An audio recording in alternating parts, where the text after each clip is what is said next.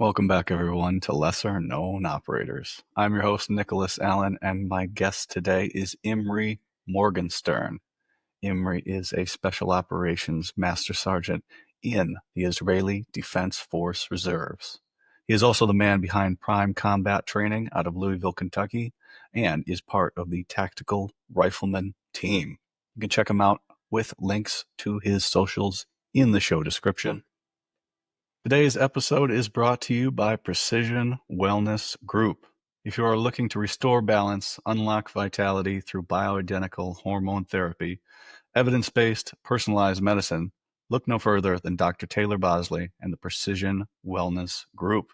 Taylor Bosley is the founder and medical director of Precision Wellness Group.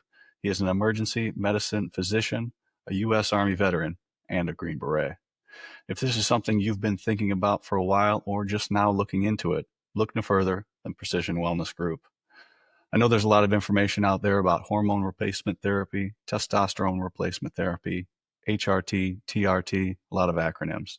If you want to talk to someone who knows what they're talking about, get a hold of Taylor. He has the shared background where he understands what you're going through, what you've been through, and where you need to go. Check them out. Links to their socials and website are in the show description. I do appreciate you guys.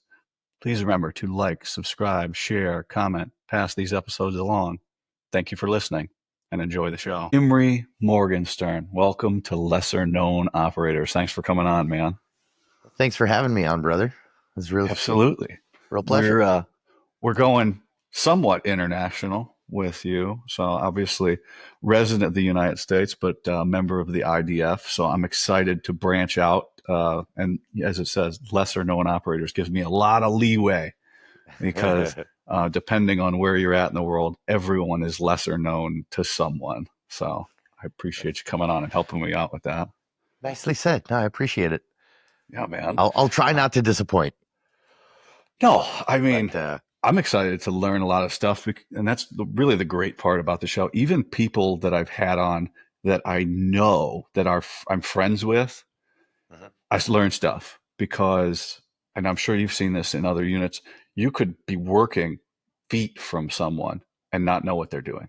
Like you could go through the same school and all the same training and all the same classes and everything, and then you're at your unit and they're doing A over there and you're doing double X over here, and they're Right. not even related, but you work at the same table and shit like that. So I'm always fascinated. There's always more behind the curtain, and then when you get behind that curtain, there's 50 other curtains of people doing other crazy shit. yeah, at some point you get to the curtains that you're like, I don't think I should open these. Yeah, yeah, and I'm sure you've seen there's a price to pay for getting to do some of that cool guy shit that you do. You know, whether it's your personal life or your sanity or your happiness. Oftentimes, there's some price to Yeah. pay for all that cool shit. Yeah, well, ignorance isn't truly bliss. I don't That's know. a way to put it. Yeah, but sometimes when you know stuff, you're like, God, did I have to investigate that? Because now you want to know more. Where if you leave it alone, you're like, oh, it's that issue over there. I've got my own problems over here. And I Yeah. think that's so like social media and the internet as a whole. Like people get sucked into stuff that doesn't have any effect on their life, but then they get fired up about it. Well, that's true. We are in the age of activism minus the knowledge. No. Everyone's got to have an opinion now, and it's got to be public, and for better or for worse, right? But yeah, I think it's for worse because the more I learn and know, I don't know anything. The more subjects and things, and especially with doing this, I realized I didn't even know the people I served with. Like really didn't know them, or the people that are my friends, you don't know them. So you just keep uncovering more and more. And like, do I know anything? No, I don't know jack shit about fuck. right. So It's funny in the military how you brought it up, like on a team or whatever. Yeah, you could have your three best friends on the team. I don't know how many brothers and sisters they have. I don't know, what his favorite color was growing up. I know that when he's got a job to do, he's going to do it 100%, and I trust him with my eyes closed, and that we would both take bullets for each other. But I don't need to know his favorite color. you know, Yeah. Yeah. I like that approach. There's one like recurring theme on the show right here is when I talk to people, and it's almost to the person that to be successful in the chosen profession that we got into, you almost have to eliminate everything else in your life that could pull you away from being completely dedicated to sacrificing your time, your mental health, and up to your life, right? You have to get rid of all that shit, or you have to drown it away and make it so you don't think about it. And a lot of how good you are, as determined by your peers, is dictated by the fact that you would do anything to accomplish the mission in our jobs. And I think is that universal on your guys' side as well? I think so. I mean, it's kind of, if you're going to look, first of all, let's define what SOF is. And I don't mean special operations forces in the hierarchical terminology. I mean, what kind of people, what do you need these people to do? What makes them special other than the majority of us sat on that short bus proverbially? Um, but you need to be able to give somebody a task who is physically and mentally capable of doing stuff beyond just your normal stuff, but beyond all that, you have to be able to trust that person to do that without eyes on them, right? Without micromanaging. You can leave them, here's your task, and it's going to get done. um, and that takes a personality. There's many different personalities. Every unit's got a different personality. um, and every unit draws more specific personalities to it, for the most part, especially the better ones. And that's, I think, what a lot of people don't understand. But so it Yeah. takes that type of person that can just go off and do stuff as well, and be trusted to not cut corners, for example, or be dishonest about it. Yeah. Sometimes. Well, and another guest of mine is like, you got to know when to use the gray area correctly, Mm-hmm. right? Yep. Sometimes that's necessary, but to be trusted and not to cut corners. But that when it comes down to the job, that becomes such a part of our personality that we will do everything to do that part correctly, and then everything else will just like do a bad job at it. Even having relationships, or I was just thinking on the way home, I was like, man, how many times did I go home on leave to see my family when I was even in the military? Not even when I was in group or anything like that. We just Mhm. so brush everything so much to the side, and it's just weird, like to just because. And a lot of people, it's like we do it for a greater cause or whatever, but a lot of the times we do it for us. Like we wanted to do that shit. I mean, I you think it's said got to be a combination, you said but it down at Mountain Readiness, because you got back in the reserves, and you're like, because stuff was kicking off again, and you're like, oh, I don't yep, want to miss out. yep, You know, that's you're doing that. You do it for your country, but you're just like, man, they're gonna let me be part of this. I want to do that. I right. want to get it in while I can. Um, Yeah, and for absolutely. For me, it's definitely both, right? You definitely are. I'll just say I am definitely there, in the mindset of like, hey, look, this is, an existential thing, and this is our job. I'm good at providing some war fighting services. And that's what the country needs. That's what the people need to be kept alive at this point. But also, there's absolutely a personal motive for me beyond that, which is, I would say, equally powerful. Is Yeah, it's hard to explain. It's the I want to be there. I want to do this. I love this. I love doing this with these guys. Um, you know, so yeah, to me, it's probably stronger even than the patriotic thing, which is absolutely huge. But yeah, yeah, I can't explain it. There's what was it? There's a shrink that was saying, "Hey, look, there's four things.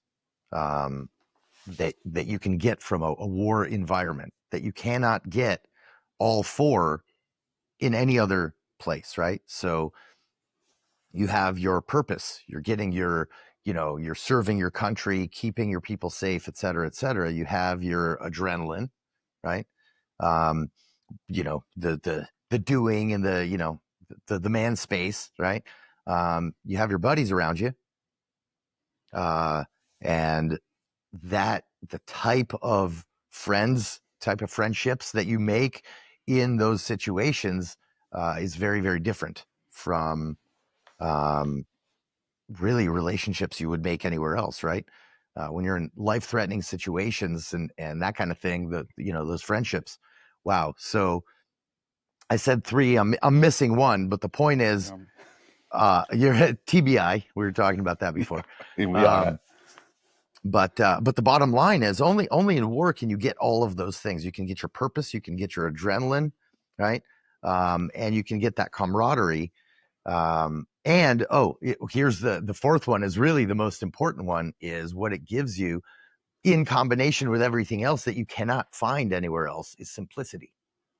And if you think about it, right, when you go to war, when you go on deployment, whatever, and it's a good combat deployment, you're really busy, you're doing a lot of stuff all the time. As complicated as that world is, it's very simple on a personal level, right? I get up, I do my job, I do what I got to do, I survive. Let's do it again, right? Let's plan the next op or whatever. And that simplicity, though, of that's all I have to care about, right? I'm not thinking taxes, I'm not thinking relationships, I'm not thinking all this stuff that pissed me off outside of here. I am inside of that mission, right? And that's a personality thing that I think, can be taught to a large degree, but a lot of it's natural, I think, in a lot of the people that are drawn to this. Yeah. um and Yeah. think about it, you can't mix those four things and really get those from any other activity, right? You can get combinations, but not all of them. No, yeah, there's some of the things you can't find. And you're right. The job is easy. The military, it was easy. All the other shit that was the hard part when you add it all in there and you try and make it all work together, and it doesn't, and then that stresses you out. But you said like personalities, right? And certain jobs attract different personalities. And so that was one thing. So when we were down in North Carolina, we met at Mountain Readiness. Shout out to Rob down at Mountain Readiness. Go give them a follow. But Definitely check it out. all kinds of different people there, right? All kinds of different backgrounds.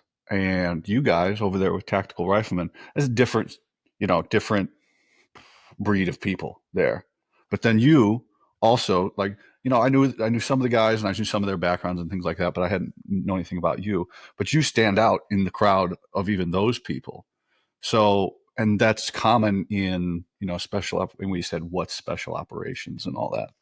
What's those people that can do those special tasks or special jobs, or that can, you know, you're very good at teaching your classes and working a crowd. And everybody knows Imri, right? So there's like different personalities. And there was this coach yesterday. I watched a reel, and he's like, "There's three types of players," and this does apply in special operations units. There's A plus talent, A plus motivation or mindset, right? They're very rare, very rare. And then there's um, A talent, B mindset.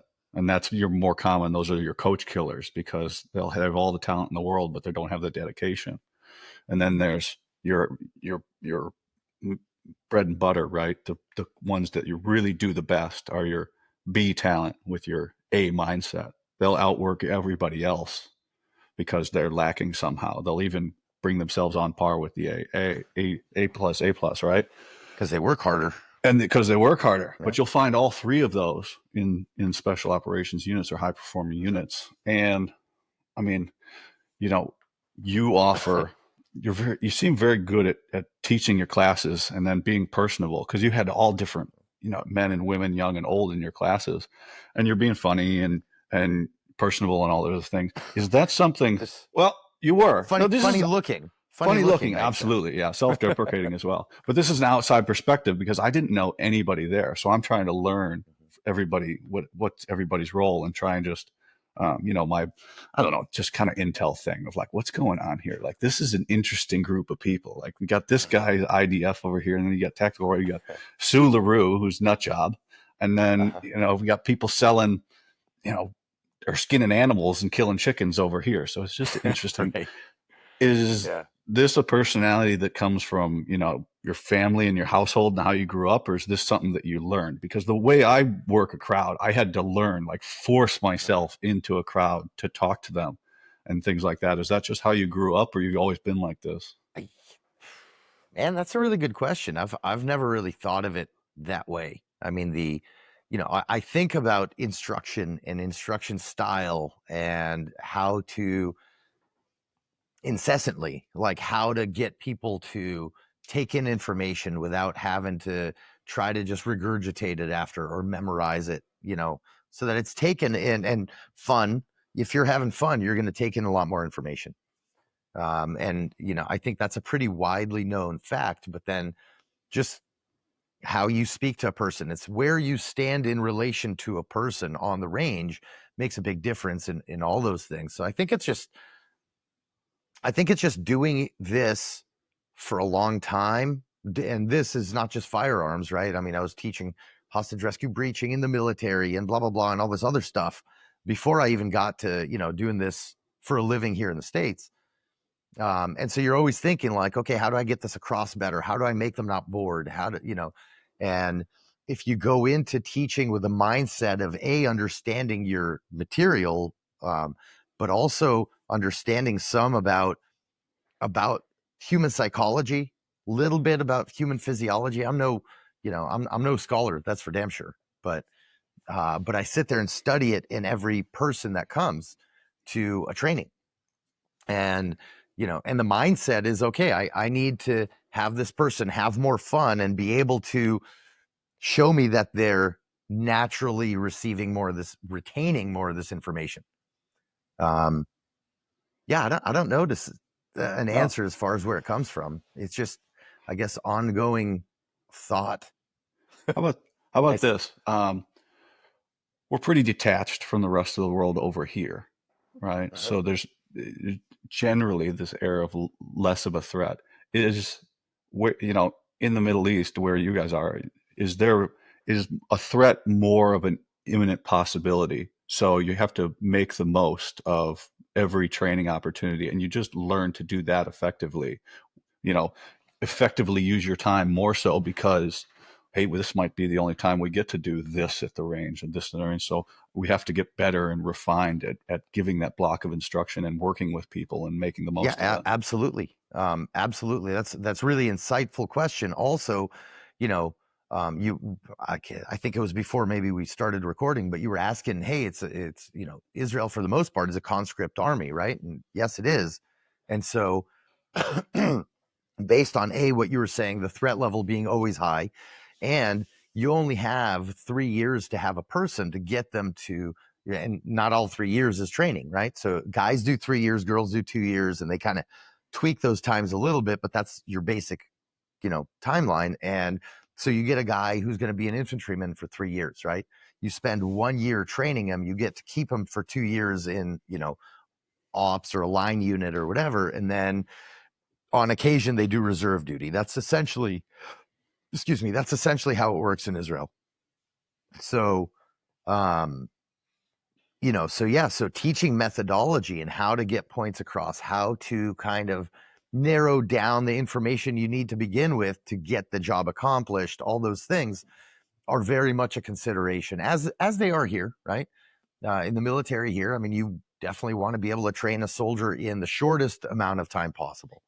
Um, a unit that gets 2 years of training per guy or lady, um, that's unusual. That's a lot of money. That's a lot of time commitment. And so, yeah, I think probably a lot of how I teach does come from that mindset that I got over there from that. Hey, I only have these guys for a week. They got to be able to do ABC inside a house safely without, I'm thinking in my mind breaching, right? So an easy example for that kind of process from breaching is instead of your breachers all knowing how to do all the math for your MSDs, right? For your minimal safety distance, in a building, whatever, instead of everybody having to sit there and, yeah, wait, let me hold on a second. Let me write this down with my pencil, right? We created very easy flow charts of like, that are easily memorizable of, okay, this type of building, this type of charge, here's my safety distance. And I only have to remember 3 or 4 different numbers. So it's coming up with systems to simplify things. And of course, I say that, I'm saying that out loud now. It's like, well, obviously, everybody's always trying to make their process more efficient. But militaries often get caught up, and law enforcement agencies for sure, get very caught up in, well, this is the way I was taught it, so it's correct, right? And I think there's a lot more open mind, just in general, personality in the Israeli military as far as, tactics and different things. People are, more willing to try new stuff. With prime combat training, who's your target demographic for instruction? So Prime Combat Training is my personal training company, right? Yeah. Outside of tactical riflemen. And so it's become more, PCT is more about, whatever jobs I'm getting to have that business structure to be able to be like, this is that school. I would say a lot of it depends on the time, because, right now the civilian market, for example, is getting crushed because of economy, blah, blah, blah. You turn more onto the law enforcement military side. Sometimes it's just whatever comes, so I like working with all three branches, so to speak. By branches, I mean like civilian, law enforcement, military, because it's all very, very different from each other. And I like being able to kind of provide these services to all three. And in civilian, it's not just guys and gals that want to be high speed. I do a lot of one-on-one instruction with people. It's not a good moneymaker, but oh man, do you get to really improve people quickly, right? And so by doing repeat, just one-on-one, I'll close down an entire indoor bay, right? And we go down range and do all this stuff. And on one-on-one time, I can get people a lot more value out of their training. So I push that pretty hard, because, I think most of us do this not just because like, well, I don't know how to do anything else. It's because we believe in it. We believe in, if we have a Second Amendment protecting the first, and we need to have a society that is responsible and adequately trained. So I believe in that every bit as much as I believe in, making our war fighters go overseas and be more successful. Yeah, there's no substitute for real world experience. So, when you were, what was your like primary role when you were, was it active duty? Were you active duty at one point then, right? In IDF? Yeah, for sure. For sure. I was So active duty for it's a while. a while. It sounds like you were did a lot of instructing though at that point, right? So, like, did you have a chance while you were over there to instruct law enforcement, military, and civilians, or was it just the first two? I have. I haven't done in Israel. I've not dealt a lot with regular law enforcement. The law enforcement I've dealt with were the hostage rescue units, right? Okay. So whether it's from our prison system or the police system, kind of has their own top-notch unit, and they're like the best we got, and we got a lot of great guys. So yeah, I've done some civilian work there as well. It's very different, but I think because the internet really, things are converging a lot more globally, in this industry too, where 20 years ago, everybody just wanted to copy America, but they didn't have the tools to copy America, as far as tactics and shooting styles and all that stuff, where now everything's on the internet, right? Everything is on the internet. And so, people now, the wiser of these people will watch YouTube videos or whatever, listen to other guys in this industry and and learn from them, but then go and either test it out or cross reference it and that kind of thing, um, before saying, hey, I got this cool new tactic because I watched some dude on YouTube do it. Yeah. um, What so it's an interest, and I see it inside of the military, right? People are getting these ideas, but in the top units, you have the time and the money to be able to say, hey guys, let's go to the shoot house today and try this thing. I saw it. It might be bullshit. Humor me. Oh, I do Right. that with weightlifting all the time. Like, I'll see something, I was like, that can't be helpful, and I'll go and be like, oh, I know this looks stupid, but this good shit right here. Um, Yeah. Not really. I mean, it's not really a comparison for shooting, but similar in training and things like that. You have to put Yeah. stuff into application to see if they work in the real Yep. world. What's the biggest difference that you see between teaching Americans and then teaching Israelis in Mm, similar like forces? okay. Well, most of it is personality, in terms of the culture, culture wise. Um, but I think, I like working with both. I think there's the thing to deal with when you're trying to work with all type A, you know, super go getter independent dudes who are all always in a competition. And it's typically a friendly competition, right? With your guys, is ego management. And that starts from yourself, right? If I can manage my ego and not walk into a room like I got something to prove, then subconsciously, if not consciously, on the more intelligent people, then you kind of level everything out. And I think once you do that, and that's the same across the board, right? Um, the biggest differences I think are there is a lot more open mindedness. I think other places outside of the U.S. Um, and that depends. That's getting into personality of units, right?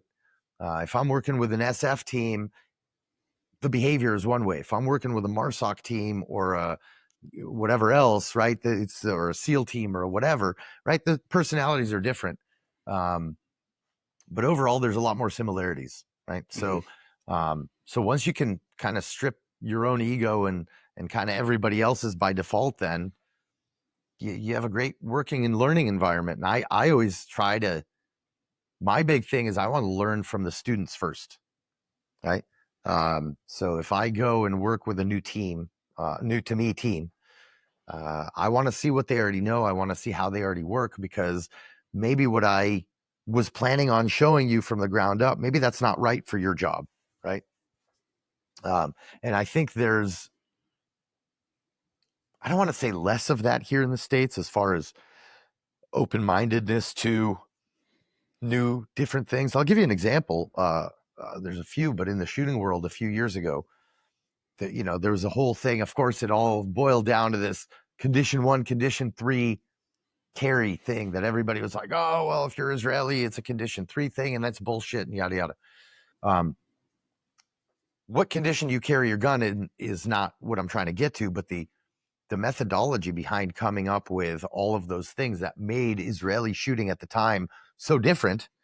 And it kind of comes back to your very first question of time of training and level of threat that you see daily, and how we create training, whether it's tactics or methods, to shorten that time, make your war fighters more efficient. Um, and that's where that whole shooting style came from. I'm not talking about the condition 3 thing. I'm talking Yeah. about, the grip, and how we, for example, one of the biggest examples is when we start doing what's called CT shooting, counter-terrorist warfare shooting, which is like that style taught more to soft units than, your Bravos and that kind of thing, or your 11 Bravos, I meant. Um, so you're getting a much more aggressive training right off the bat, where they didn't get into mechanics as much and tweaking all the little stuff and getting you a perfect grip and a perfect trigger pull and blah blah blah. It was more about, I need you inside of this box by the end of today while I'm punching you in the stomach, right? And so it was all like with aggression, a lot of dry fire, but a lot of aggression. And I like that, but there's a balance to be found, right? So, but that came out of that necessity. And then for me, the first time I was exposed to like, hey, relax, let's try to really feel what your finger's doing on the trigger and that kind of stuff, was actually working with an American SF team out of 10th group. Um, and we did a lot of shooting and a lot of, blowing shit up and whatever, and kind of comparing notes and kind of intermingling. It was like a J set type of situation. Yeah. And it was like, to me, it was like, wow, that was the first time. I was still young. This would have been, I don't know, 2006 probably. Um, my first time doing some of those. And um, yeah, so I now here I try to learn from everybody. I try to learn from my students. I have a lot of other incredible teachers of this that I learn from every day, right? Carl, Sue, my good friend Rawson Christoph, who you haven't met yet from TPC. Um, and it's just fun, right? It's the more you get to learn, and the more you understand that you really don't know anything, and you have more fun because there's more shit to learn. Back to we don't know, because yeah, there's always, and what you Yeah. spoke about, like, um okay, what's a comparison here? Like a local law enforcement, they get very, very little training. It's not like a dig at them. It just is true. They're always on the job, and then they get a little bit of training. And Right. for better or for worse, being on the job 24/7, that's your training. And then you get, your check the box stuff in the daytime. So what are they going to absorb from outside sources? Where is you went over, and started your thing. But you're surrounded, it sounds like, your entire life now with foreign militaries. Um, Not only I mean, foreign to me in the sense Foreign to you, yeah, yeah, but most of my stuff is with the U.S. military now. yeah, Um, and that's fun because at the end of the day, if you're that kind of personality that was in one of these units, then you probably can do a lot of these things. Doing does not equate to teaching right. necessarily, but if you have both those skills, then getting the lingo and the applying things, like for example, I may teach you a way to hold your pistol that's totally weird to you, and I'm like, yeah, but wait a minute, here's when you want to use this, and then you try it out, and it's like, wow, cool, right? So um, there's a time and a place, and knowing, yeah, I don't know. The training world it's fickle, and it's easy to think, just like anything else. It's easy to think that you know stuff, and you really don't. Um, and when you get into that law enforcement realm, it's tricky because you're right. And I try to actually make that known as much as possible. What you were saying about officers and their training, because um, not only is it not the police officer's fault, like we need to really bring attention to this. If a law enforcement officer, they're first and foremost, they are carrying a gun to protect themselves.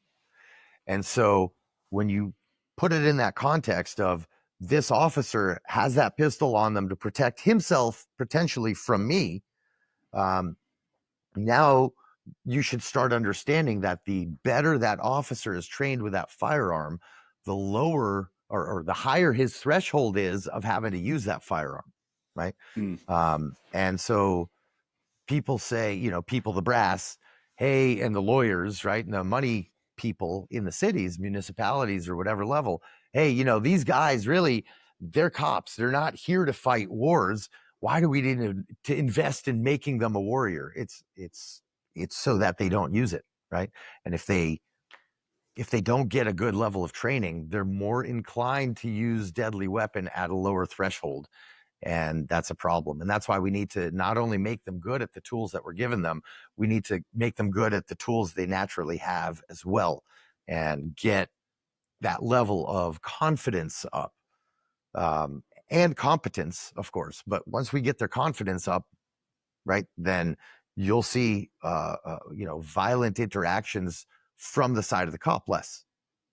yeah, I don't mean that in yeah, a negative way, right? yeah, absolutely. You used the term daily threat, right?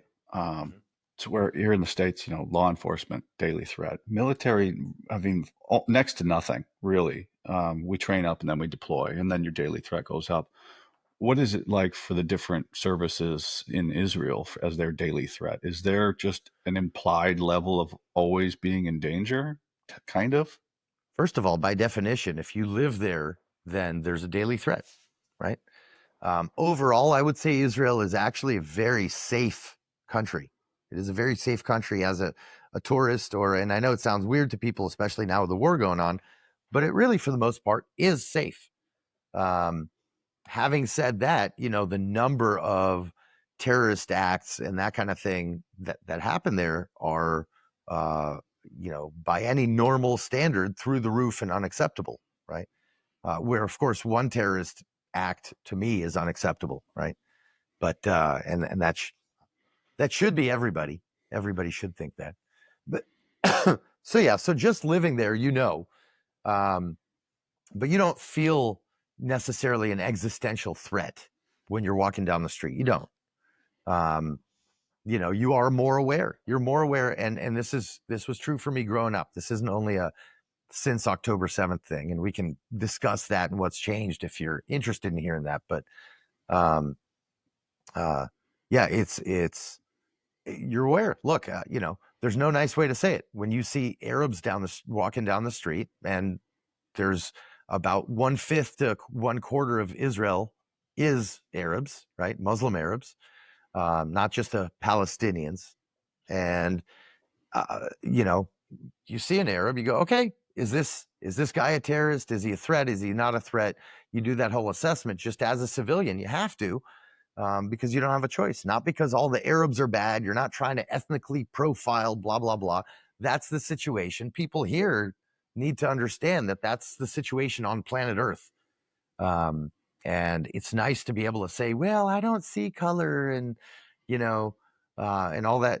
Look, nobody's racist over there. It's just, this is reality, right? These are the people that, from age 0, you grow up knowing they want you gone. Yeah, that was one of the first things, I said, is, how do I put this? Your humor is pretty dark. And you're like, that's just how it is in over there, right? We're the first ones to crack out Jew jokes. And, Yeah.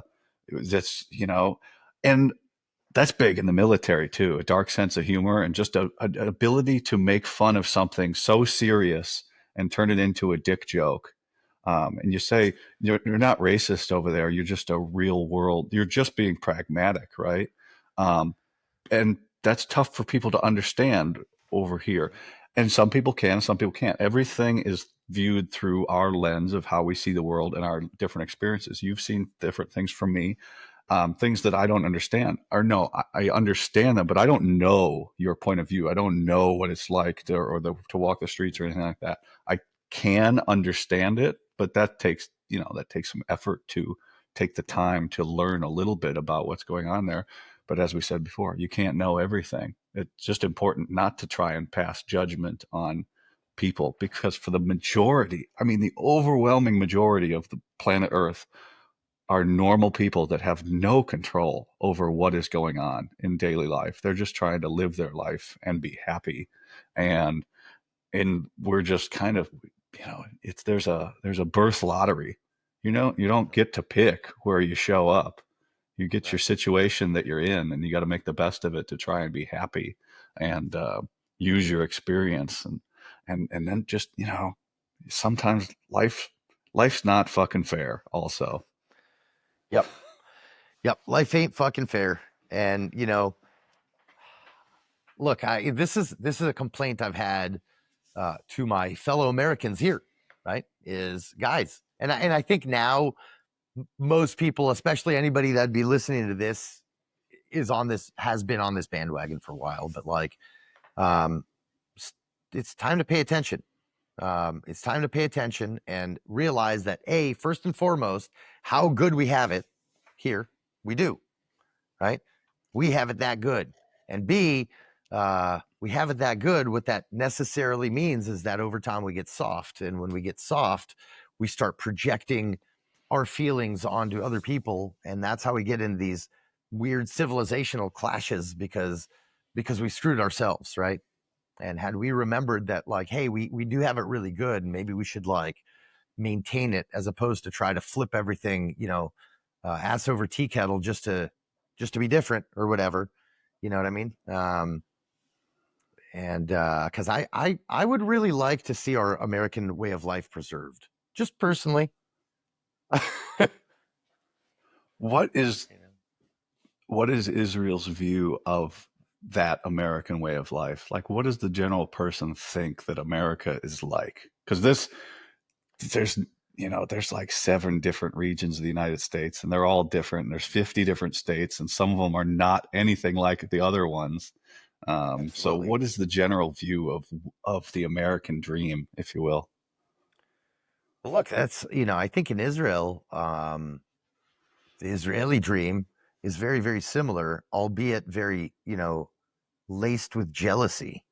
And the reason I say that is because, the dream is similar. I want to have a life and, raise my family, make my money, get a yacht, whatever your normal dream is. None of those, by the way, are my dream, but, uh, um, but where I'm saying it's laced with jealousy is there in Israel is always the underlying. Well, first of all, I need our people to have some peace and quiet.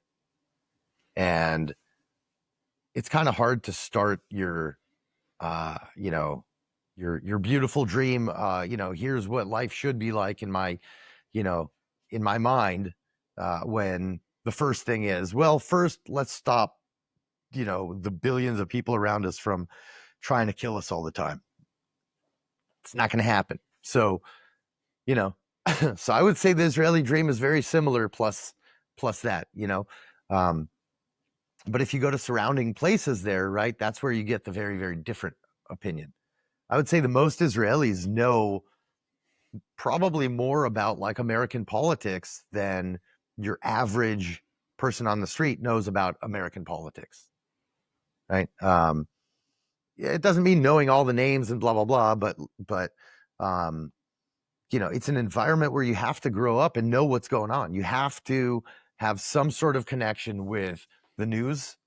I'm not saying a news source, but in particular, but you got to know what's going on, right? And here, one of our luxuries is that we really don't have to know what's going on to have a normal life here, right?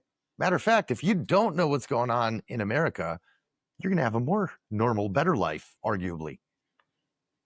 Um, but I think those times have come and gone, right? Like here in America now, uh, I think the times are coming or are here where everybody has to be connected. Everybody has to know what's going on because things are so dramatic on the planet in general, right? So, so yeah, people have to connect. The problem is, where do you get your information, right? Mm. And I'm not here offering a solution like go to this website.com, to get your justthetruth.com. Um, but now we have to become thinkers in a time where social media and all these things and television are trying to make us intellectually lazy and not intellectual thinkers. And we have to, otherwise we're just regurgitating information some dipshit said on TikTok, right? Yeah, it's an interesting. Our attention span keeps going down with reels and TikTok and shorts and all that stuff, right? But our reliable access to information, the rise of the podcast is still going up, right? There's more and more shows all the time. And if you sit and listen to there's some very well spoken people out on the internet putting out some very great shows, and then that will answer the subject correctly and give you context on where they're coming from and things like that.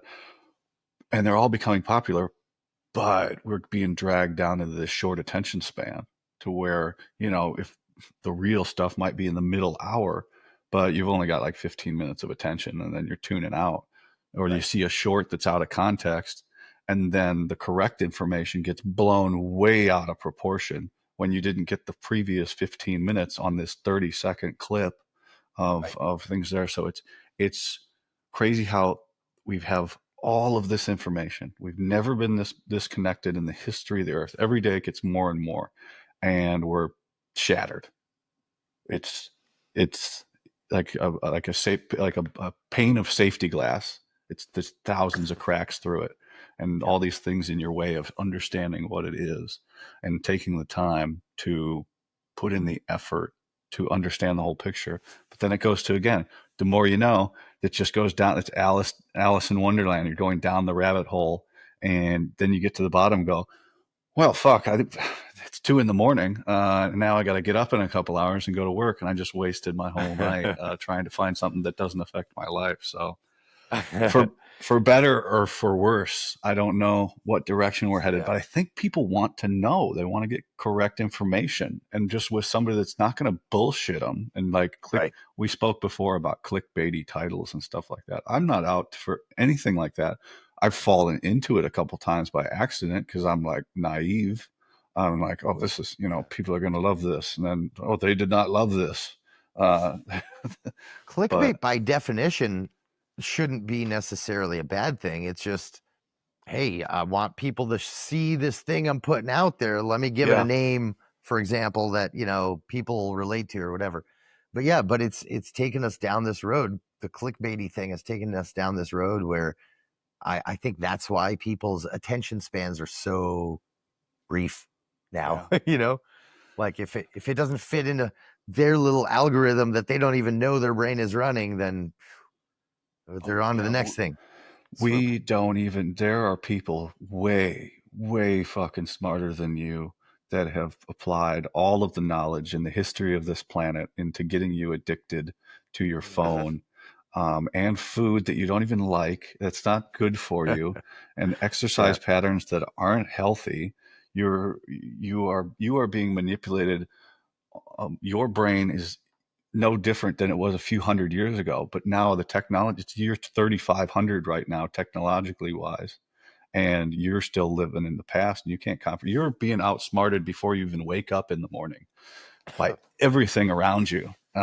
Fuck, I got a yeah, watch that tracks everything I do and all my EKG and all this other shit. I don't know how this motherfucker works, but I got an you know. app on my phone. It's outsmarting me while I'm asleep. So Oh yeah, you don't stand a chance. You don't stand a chance, one especially hundred with the new percent. things that are coming out. Well, that's to this point. That's worth to now. How did we all get started with this? Because you were born here in the States, right? No, I was born in Israel. You're born in Israel. Okay. Yeah, And yeah. is that an So immigration thing or a visa thing? well, so how did I get to the States? When I was like 8, my mother married my stepfather, who is American, American Jewish guy from Cleveland, actually, originally, Obviously. Ohio. Obviously, I mean, Obviously. Yeah, is there obviously. another place for There's no other an place, American Jew actually. to be from? Yeah. So they got married, and then we kind of did the hopscotch back and forth thing a little bit. So half of my schooling was here. All the high school was here in the States. And then so I became a dual citizen before I was 18. And yeah, but then after high school, I was like, this is my family thing. Like I got to go be in the army in Israel. So it was just never a question to me. I grew up knowing that that's what I wanted to. That was my big life goal. Beyond doing army stuff, there was never a goal as a kid. Is, So I don't know. So America and Korea, there's an option for Koreans to serve under the United States. It's called a KATUSA, Korea. I forget the acronym. Is that an option for you guys? so it didn't used to be, right? Okay. After I got out of the military, my first time getting out, I was living in Colorado, doing other work, having a good time, but I was bored. I was bored with life. I didn't have, that you get out and you're like, you have your fun period, your ecstasy. Oh my God, I'm free. And then it's like, yeah, but things are kind of pointless. You know what I mean? Yeah, I do. So anyway, I do. so I tried. Yeah, I think most people who after they leave the military know what that feels like.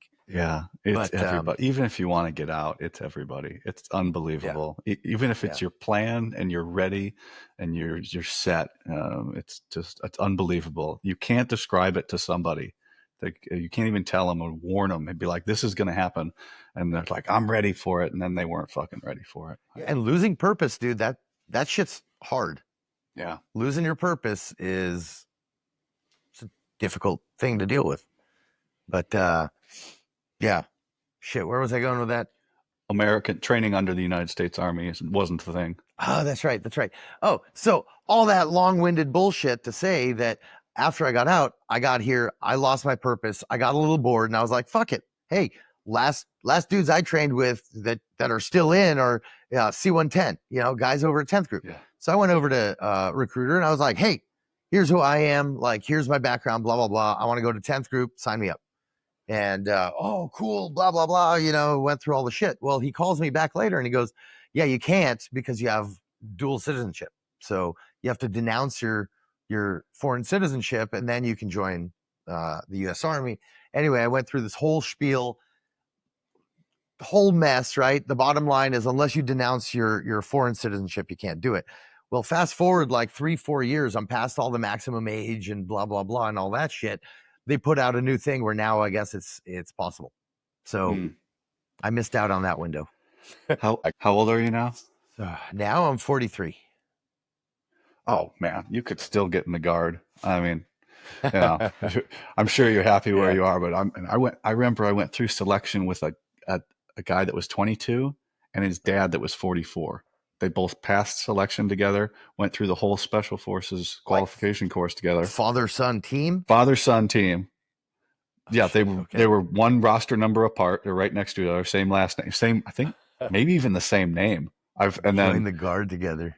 joined the guard Awesome. together, went through the Q or selection, both passed, went through the course, both passed, and then they went to the same SF unit in the guard. I think I don't know about the Yeah. same team, but they were in the same company.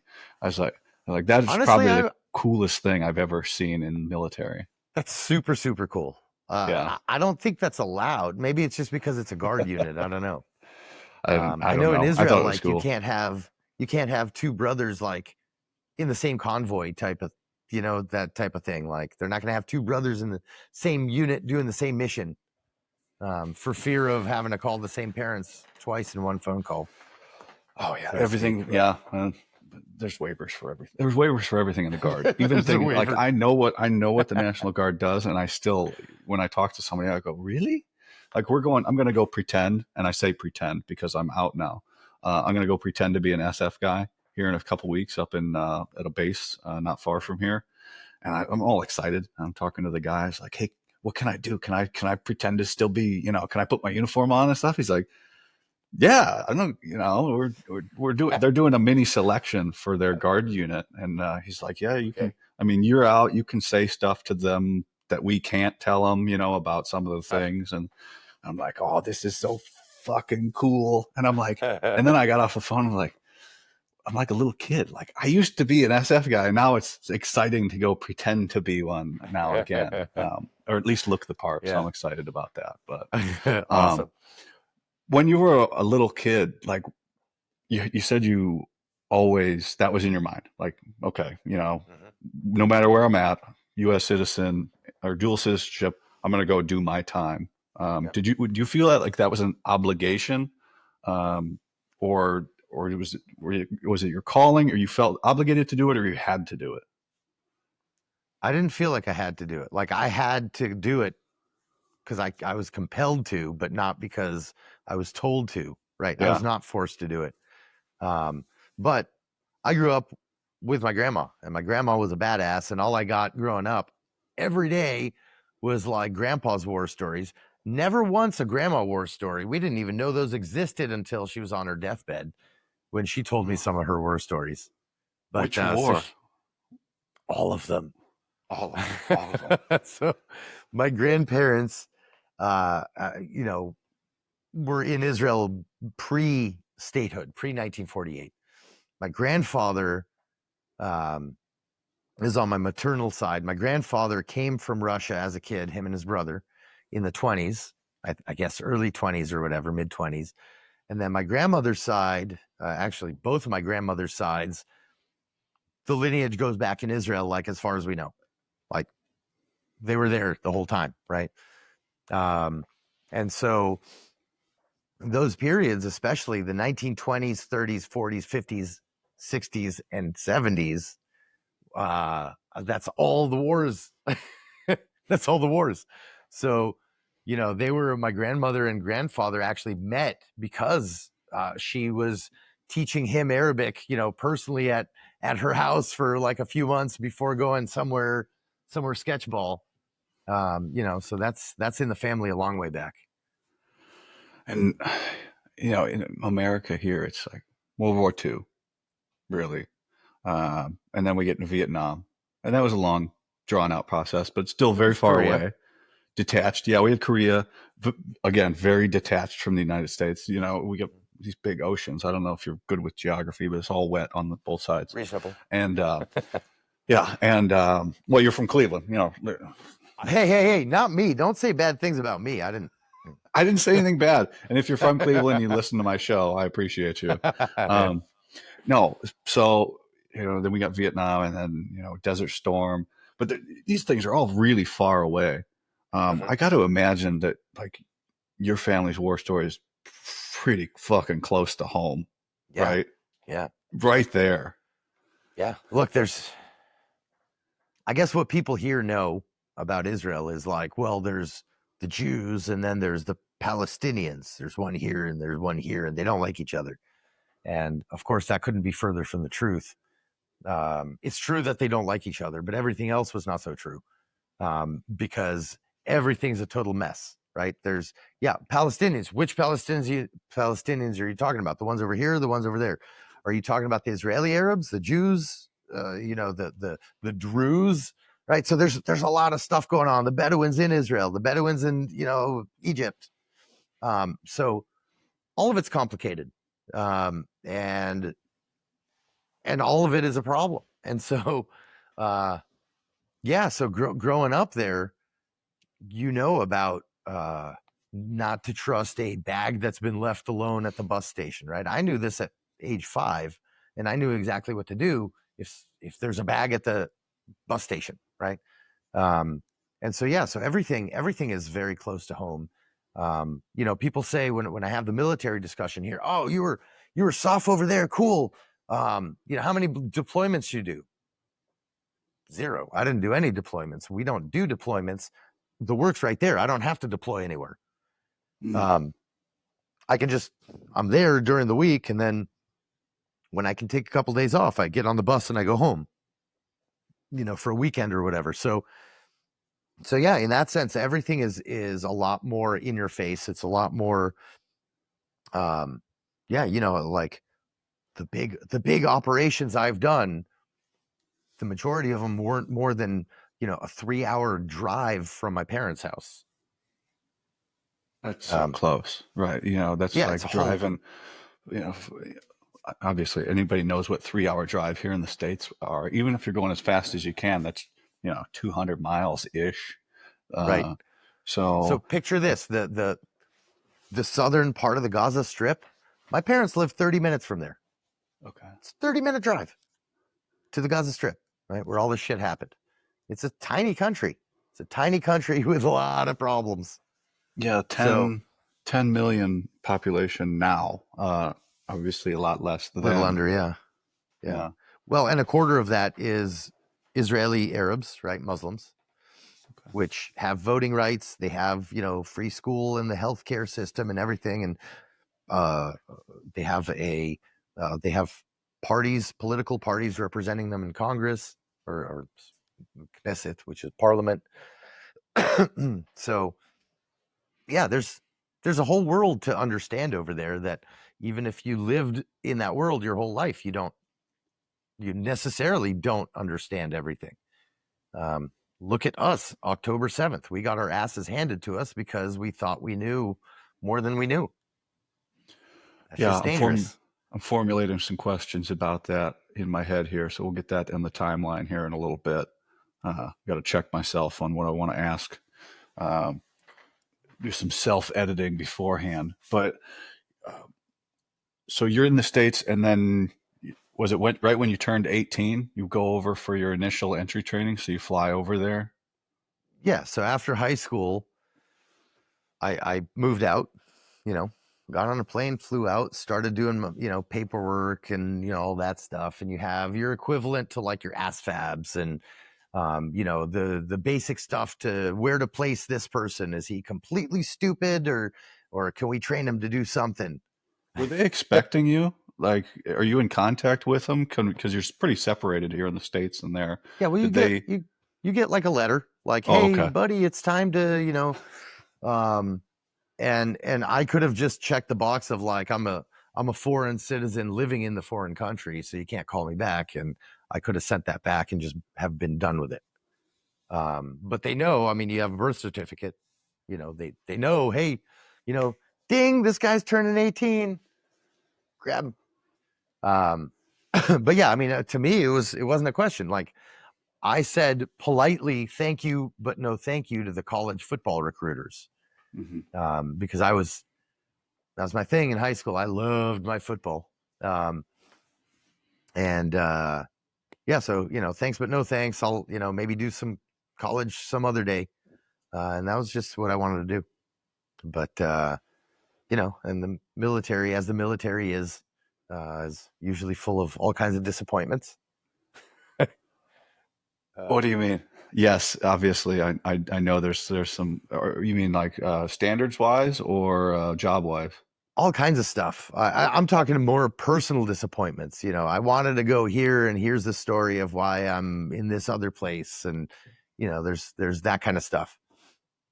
Or the fact that I had to do pretty much 80% of our entire training for my unit twice, because at the time they really had high standards, and you do selection, blah blah blah, and then you start your training, which was then broken down into like 4 phases from there.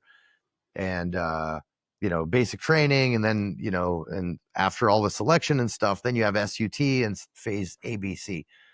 um and we were starting phase C at the very end of training already. We were like 3-4 months from being totally done, and they wanted to kick too many people out, and didn't have enough people left on the team to field the team.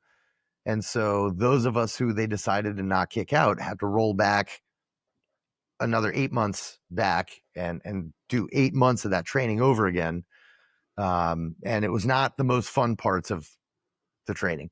So um, Oh, disappointments. that'd be brutal. I think about some of the classes I did. I'm like, I wouldn't want to fucking do. I don't want to do any of it again. Like I did that. You're like, oh, I'm done, and then Yeah, to be like, hey, guess what? Hey, if you want to pass, we're gonna have to do that again. Well, yeah, fuck, fine, I yeah. It guess. was it was horrible. It really. That's the last time I remember like crying like a baby. Just getting done with, you're done with SUT, you're done with all the, stuff where you're just getting beat on to get beat on, and you're just getting it. And we were already after like our command school, right? Which in soft units is like part of your training. You don't then go to, you know, team leader or whatever, schools. It's just Yeah. part of your thing. We already passed all that shit. We are past all the advanced demolition and the Sephardic type of our version of it at the time. We're past all that, and it's like, yep, got to go back and do all of it again. And yeah, that was a heartbreak for sure. Man, Yeah, well, it's over and you got it, and now you're gonna be like, yeah, that sucked. Hopefully, I don't ever have to do it again. Well, it's still, I guess, a possibility, but unlikely. I've gone through some other courses and stuff. Probably not as long and intensive as that, because that was 2 years, 2 years of just horrible. Yeah, So, but horrible with a purpose, right? I mean, you learn to become who you are. yeah. How did you said, you take these tests and things, but you're still only an 18, 19-year-old kid, right? You're starting out. What, Yeah. how did they determine that you're going to come off the street and go to this specialized unit? Well, so so the way it starts for everybody is when you go through your normal tests, your physicals and your, psych evals and all that stuff. That's the same across the board for everybody. Then they go like, okay, here's our, like, these people potentially could be really good. And then out of those people, if you can ask to go, hey, I want to go to a special unit. You may name it, you may not name a unit. Then you can get asked to go to this 2-day mini selection, and you get hundreds and hundreds of kids, or thousands. I don't know anymore. I did it so long ago. And it's just 2 days of getting grilled and, running up and down sand dunes and crawling and carrying your buddies and doing, timed runs and push-ups and whatever. And then at the end of that, the kids who are good enough get selected for the top selections, right? And so from there, for example, I went to this naval officer, program from there. And so, which was a very, very prestigious thing in the military. And then you start doing all of their psych evals and all of their procedures. And it's months. It's before you even go into the military, most of this stuff. Yeah. And then you go through selection. And if you pass selection, then you can start the course. Selection's usually 5 to 7 days of like 5 to 7 full days nonstop. And then there's also high attrition rates, in the good units during the course. So, so that's essentially the deal. And you get, the nice thing about it is, or the part of the system I really like is, you do your training with your team, with your organic team. It's not like here where you would go to the Q course and then you get done with the Q course and they go, Nick, how do you like Japan? Right? Carl, how you like Qatar? you know, It happens. Yeah, that happens. So, right, but then you go to your group or your whatever, right? And it's like, okay, well, this is my home. Now I got to learn this language. Now I got to learn how fifth group does this, as opposed to. So there, your entire training you're doing with your organic team that you're going into ops with after. And I really like that, because by the time you get through all the selection process and all the training process, every single person on the team knows what every single person on the team is worth. And that's it, right? So it's just, I like that better for an organic fighting force. Wow. That's interesting. Is there, I mean, you're still, even going through this, you're still a young kid, but obviously the people that you're falling in on the team with have elected to stay on. And at what point does it become a career move? To a degree. Most of these units, so most of the regular IDF SOF units, and there's a couple of tiers involved, right? Yeah. So most of the tier 1 and all of the tier 2 units are younger. They're younger units, and there are for sure people who stay for longer, but typically you're not going to see a guy on a team there for 20 years. But then when you move on, there are other places you can start going that are the professional, like, yeah, you'll be on a team here for 10, 12 years before you get moved on to some other thing, right? The super, super, very professional units. And we have a few of those that are incredibly good. We'll Yeah. just kind of leave it at that. But yeah. Oh yeah, it's a whole nother level of commitment, and so Yeah, it's more commitment wise. It's more of what it is here, but it's kind of a different really, different approach to it. Well, in terms of some of those units, yeah, Yamam, Metzada, we got a few very, very good units that are, yeah, you go in there, you're not going in to get out after 3, 4, 5 years. okay. Yeah, everybody works their thing differently, and like I said, we get back to that, daily threat level, right? And I can imagine it's interesting. Yeah, that's not a question for that, but no, very, very, very cool. But so you go through this training and you start to get pushed in the direction you did. So a lot of small arms weaponry, breaching. Seems like heavy on the breaching side, right?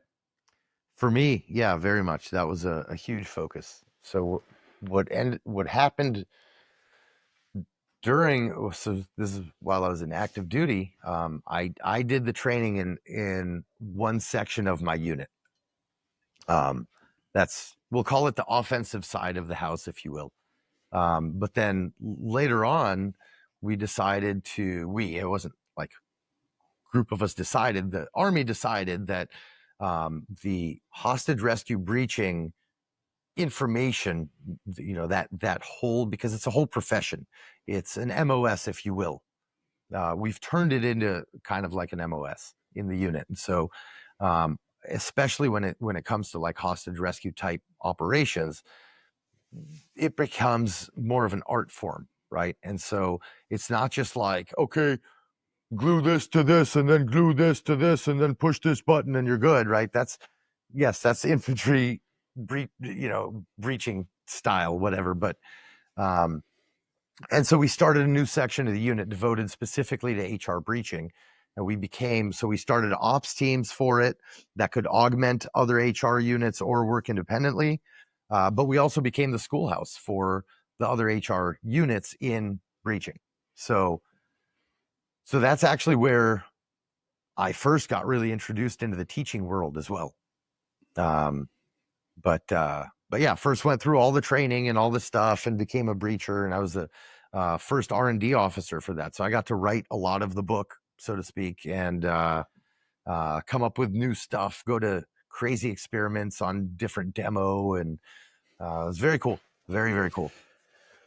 I'll assume by the decade or the time that you went, there was no concern for overpressure damage to your brain at all at that time. There's very much a concern, Was very there? much a Okay. concern. Yeah, we just didn't know as much as they know now. But they knew exactly how bad overpressure was. They just didn't know exactly what the effects are, right? Okay. And so, where I was saying earlier about the minimal safety distances and that kind of thing to kind of take a different approach at how to train things. Yeah, there was a big thing. I mean, I was part of a lot of tests already then. Of they put these little paper gauges in different spots, and they measure when they tear and that kind of thing, and different sensors, and putting cameras behind bulletproof glass to watch how stuff breaks into the room when I blow it up this way or that way. And so, yeah, there was a lot of that going on. It was just, yeah, we didn't know quite as much as we do today. Yeah. Um, I've had some people on the show and like, fuck yeah, the U.S. government knew exactly knew exactly what that overpressure was doing to soldiers, and it's only now when it's becoming a problem after the war that they're like, oh, we got to do something about this. When they fucking knew a long time ago that this was going to be a problem, and they're like, well, we'll see if it becomes a problem later. So yeah, it's well, interesting welcome to to, the army. yeah, yeah. Now things are quiet and down. Everybody's going like, why is everybody killing Yeah, themselves? And they're all fucked up. yeah. Why? Oh, Why am I? I'm drooling. Yeah, it's there's things they didn't know. I don't think they knew about, um, how we now know about TBI, and how it's a cumulative process. I don't think they understood the cumulative portion of that then. yeah. Um, but if I don't know if you've ever gotten a little too close to a charge inside a I building. have. I have. Um, I can still hear it ringing. it's a Actually, it very never interesting stopped. feeling. It's a Yeah. very interesting feeling. Yeah, you're like, after it happened, you're like, oh shit, am I okay? Okay. Well, if I get to tell people about this, that's great, but I'd rather not have that again. Yeah, we I all eat charges a little too close sometimes. I was a student, and I just I didn't get I was only a few feet back when I set it off. I was just you're stressed out from being a student. I just set that motherfucker off. I can still hear it. It's never stopped. It's like, so Yeah, get your 12 feet feel in, it, kids. feel That's it in your here. Yeah, that's your PSA for the day. Make sure you get your minimum safety or safe distance in there, Yeah, because MSDs are a thing for a reason. that's a real fucking real thing. Yeah. So, um, fuck, man. So, what are you thinking at this time? Because as you said, the deployment's at home. You know, Mhm. are you concerned with everything that's going on out here, like America was at the time, where we're doing shit all over the world? and different levels. Mhm. There's stuff going on at home, but as far as like a global force, we're all over the fucking place. Or are you Right. pretty much focused in on what you guys have at hand? Yeah, I mean, there's not, militarily speaking, there's not much for Israel to do outside of, call it, 1,000 kilometer radius, if that. So most of the focus, and when I say militarily, the only thing I'm truly excluding is MI, right? Okay. Um, but yeah, militarily, really, all the problems are very proximal. The problems in theory, the potential threats are further out to a 2, maybe 3,000 kilometer range. Talking about, the outer skirts of Iran and that kind of radius. Um, and so in that sense, Iran, Yemen, that kind of bullshit. Those are longer threats that Israel, for probably the last 20 or 25 years, has not really put, how do I say this nicely, not put enough effort into really considering all of those as viable military targets. And that's a problem when you have something like October 7th. Not because we should have gone and immediately militarily taken over Iran or whatever, but because had we had all these plans in place, you can pull them out and start referencing and cross referencing plans you'd already made, as opposed to start from scratch on certain things.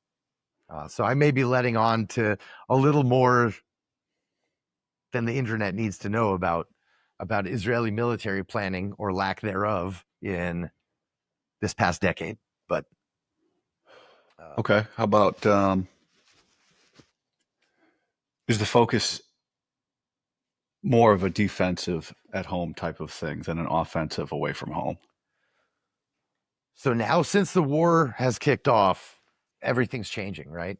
But essentially, the what we call the misconception that all Israelis, or the majority of us, bought, was that, groups like Hamas and Hezbollah, yeah, they have the ability to go start something, but it's not the right time for them. I don't think they're, you know, this is the misconception, right? I don't think they're really trying to start anything big right now, blah, blah, blah, when all the signs were on the wall, right? And we ignored a lot of the good information. And so we as the West, and Israel is very, very guilty of this. Um, we as the West attribute our way of looking at things when we're trying to understand our adversary or a different ethnic group or whatever. We apply our living standards and our desires and the things we want out of life. We apply that to how we think they view the world, and that's wrong, right? It's necessarily wrong. That's the wrong process to try to understand somebody. Um,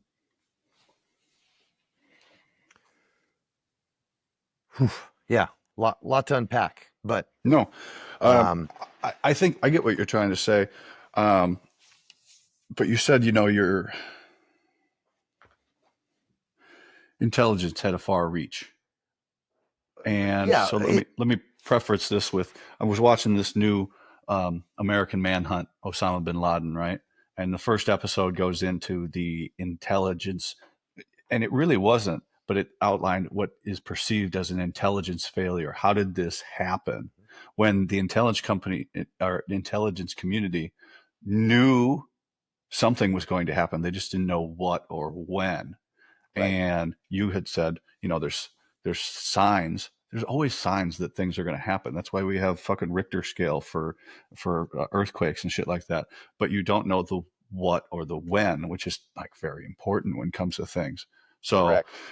there's all this information that this person was going to do something, but to nail it down. And then people ask me about October 7th, and I'll go, okay, I'm not going to poke holes. Like, Mhm. I'm going to tell you what I think from this side, how it went. And then from the other side is this side, if you have a dedicated force that is not using technology and that's your primary method of monitoring people and you're not getting people to talk, there's very little chance of that information coming to light. And then if on the other side, if you Yeah, plan something so big that you expect a lot of things to go wrong and none of it goes wrong and everything goes right, then you're going to have a devastating effect. So I can see it from both sides, but there's a Well, lot that look, goes into this shit. I think the way we viewed the world first and foremost was the biggest mistake, both in intelligence and all the decision making levels. And so um, I am blaming our intelligence for a lot of very specific things. It's not me blaming them, right? These are facts now that we know. But our entire society had a flawed, what we call we call it the conception, but it's the misconception in English is the correct way to say it. We are living under a wrong type of view of how to view them. And based on that, our priorities in terms of gathering intelligence changed in an incorrect way. Okay. And you're right. The human factor of the body that was in charge of gathering intelligence in Gaza specifically had, in my opinion, criminally neglected the human aspect of intel there. There was tons of SIGINT, tons of VISINT, but almost no human. And they had an opening for it, right? They could have done it. Um, Another huge mistake. This is not necessarily intel. Another huge mistake conceptually. The last 15 or 20 years, the military has been downsizing, going to a small technological army, which is the dumbest thing you can do to a fighting force, right? Absolutely incorporate tech and all that, but not at the expense of your number of your fighting force, size of your fighting force, ability in terms of tools, tanks, aircraft, whatever, um, and the human factor and the training of the human factor. You cannot let that go, and we did, right? And then you bring in a bunch of idiots to the top of the food chain in the military who are a bunch of yes men over a number of generations. And what do you have? You have a chief of staff who's too afraid of his own shadow to make a correct tactical decision based on the possibility of losing X number of soldiers. I get it, but you're a soldier. You need to know better. And, would you look bad if you lost 500 soldier? Yeah, you'd look terrible. But did you get your mission accomplished, right? Your own personal political survival should have nothing to do with your war plans. Et cetera, et cetera. So I can go on for days listing off all the places we were at fault for enabling October 7th to happen. We didn't do it. We didn't ask for it. As much as I hate all politicians, our politicians did not plan for it to happen or allow for it to happen intentionally. Yeah. Right.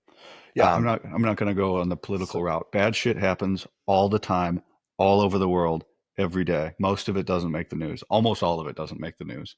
Um, and people will do things to have a desired effect, and it will turn out smaller or bigger than they planned. And this one turned out bigger than they planned, and things like that. The show, I just the more the human factor and experience and things like that is because of that bad shit that's going to happen, you know, how do we prepare ourselves? How do you stay ready? And it's just like a different perspective. And that's why I want to see people like, a fucking way fuck ton more than I do about this situation. And you lived it. You have family there and friends there and you're personally involved. And we get down that rabbit hole of knowledge, right? Of where are we heading? Of always, and at the end of the day, all we can do is take care of us. And this might be a big lesson, but if you apply it to your own life, like you got to be prepared for bad shit to happen, right? yeah, And and hope and if you're involved in decision making process, hopefully you rise to a level someday that you're able to influence change to prevent or deter bad things from happening. Just like your health, right? With your training and the things that you're doing with civilians, like if you look like you know what you're doing, you 100% could have no idea what you're doing and have no idea how to fight. But if you fucking look like you do, that's a great deterrent. that And is a good deterrent. like I can't fight. Like if I get hit, if I get caught in the chin, I could get knocked out pretty easily, you know. But I fucking look like you wouldn't want to mess with me. But I'm like a big teddy bear, you know. I'm like, oh fuck, I just do this. I like to be fit So and strong. But that's a really good point. You know where it doesn't work? That doesn't work in the Middle East, really, right? Yeah. Yeah, because different culture. We have to understand it, right? Um, if your if your bark is bigger than your bite in the Middle East, then your actual bite that you are willing to use, then your bark means nothing. Mhm. Most other modern societies, it does mean something because we come from societies that are built on being non-confrontational, right? Think of, America, Western Europe, think of any modern Western place, right? Aren't Western places slightly more polite socially than when you go to a lot more backwoods places? Yeah, what is that? Politeness. Politeness is us trying to be non-confrontational. I'm going to be nice to you, whether I mean it or not. And by the way, I'm not saying anything bad about being polite. I like it. I think it's a wonderful thing. It's a marker of us trying to not be in confrontation with each other all the time, right? Not all our shit has to be friction. That's not how the world works over there, right? The world is at friction. Get used to it or you lose. That's the mindset over there. So if your bite, and I'm saying this militarily, I'm saying this in every sense of living in the Middle East. If your bite is not much worse and you're ready to use it at any given moment, then your bark, you're not going to survive in the Middle East. Period. Right? We need to understand that. And so when we're letting a ton of I know we're getting into politics, but this is kind of unavoidable. I'm not getting into the politician side of it. But when you're letting a ton of people from there with that mindset flood Europe and flood here, understand what we're doing to ourselves, right? Because we don't understand this culture. And so we don't know how to properly respond to it. And that's why we have this global blowout that we're having right now, right? It's not an opinion. There's a global blowout. At some point, we have to go, okay, let's call a spade and be like, okay, we have this situation where we're in a global war. We essentially are, whether we'd like to admit it or not, right? We are in a global cultural war. And to pull it back from so I go right back to what we started with. That is, take care of the control what you can control, right? You can take care of yourself and protect you first, and then your family second, and then your household, and then you got your neighbors and your community. You know, get yourself ready for fucking whatever. That could be just to run down the street or to, hopefully, God forbid, a first person or a shooter, active shooter situation or things like that, or even just have the wherewithal to assess your living situation and we go back to threat level Absolutely. of where you're at. How do I feel and things like that? Because we go back to we're connected and all these other things and a rapidly changing environment or socioeconomic environment or political or whatever you have you to assess what you are, where you're at and what you're living in, and how can I take care of myself and my family the best. Yeah. And And and look, that's there's all we can do. there's nothing psycho about being, one of the ready people, right? There's and what I mean, that sounded a little convoluted. There's nothing psychotic about being like or paranoid about saying, "Hey, look, here's where I live, here's my situation. Yeah, I want to have a safety net because shit happens. Shit does happen. It proves itself to be a recurrent thing." Um, but what I would say is because I've inhabited this space of kind of quasi prepper kind of thing, as far as that's kind of where the training world fits in the civilian context in America for the most part. Um and it's awesome, but you don't have to be a prepper, right? But what I tell people all the time is like, because they're, well, where do I start? What do I'm like, look, I don't know, man. Why don't you, I don't know, go spend a couple days in the woods? And that's, to me, it's not only a good metaphor for it, but it's literally a good, like, for like physically go spend time in the woods. That's what you need. Um, That sounds so good right now. Actually, you said that, and I just right? remembered some camp. Like, man, that sounds great. I mean, mountain readiness was one thing. Everybody had fancy campers That's not and being in things the like that. woods. That's not being in the woods. Yeah. But just walking on a trail and there's nobody around. You don't have cell phone service. You're detached from Well, so everything. that's the thing, right? When people get into prepping, and I've spent a lot of time, talking to people about this, it's like, um, well, okay, oh yeah, I want to be prepared for A, B, C, D. Cool. So here's my list of shit that I have. I'm like, so what? Who cares? Who cares what you got, dude? Like, yeah, stuff is great. We're all gearheads, but go be in the woods, right? Because and I say that for any, like, even if you're a very urban person and you're concerned with stuff that's going to happen in an urban setting, cool. Go be out in the wilderness by yourself for a few days, and you'll see that it helps you in all aspects because you just learn, first and foremost, you learn how to deal with yourself. And and if you, for anyone who's watching this, if you have not spent like a substantial time by yourself in the wilderness, or if you have, you know what I'm talking about. You have to deal with you, and you is always the most fucked up part, right? Um, and so once we do that, it gives you a lot of the confidence to be able to be like, yeah, okay, that sucked. I got really cold for 3 days, or really hot for 3 days, or full of ticks for 3 days, whatever, right? And I dealt with it, and I'm good to go. And here's what I learned: A, B, C, D. And then every time you do that, you get better. And that's my thing for, like, I know some of the best instructors on the planet. Alan Kay. Who else would you rather go learn survival shit from? Randy Wurst, right? Yeah. And I'm close with both of them. Like, oh, what a blessing. But really, like, go spend fucking time in the woods and then go take one of their classes and you'll learn a lot more, right? Um, Alan, I hadn't met him, only had seen his stuff on Alone, right? And even my okay. wife was like, "You met Alan Kay?" And because we watch Alone together. She's from South Africa, and I was like, Okay. we got to check this show." And she's like, "No, this is." And then she got into it. She loves it too now. Um, but I was Nice. like, "I met Alan Kay." She's like, "No way!" And man, he's the guy. He's the guy. Like he's the guy, Yeah, yeah, yeah. and that's the He's only way when I he could walks describe in, him. like, all the attention goes to him. Like, attention loves him. And I don't mean he loves attention. I No, mean he's attention loves just him. yeah. You talk A plus mindset, A plus talent.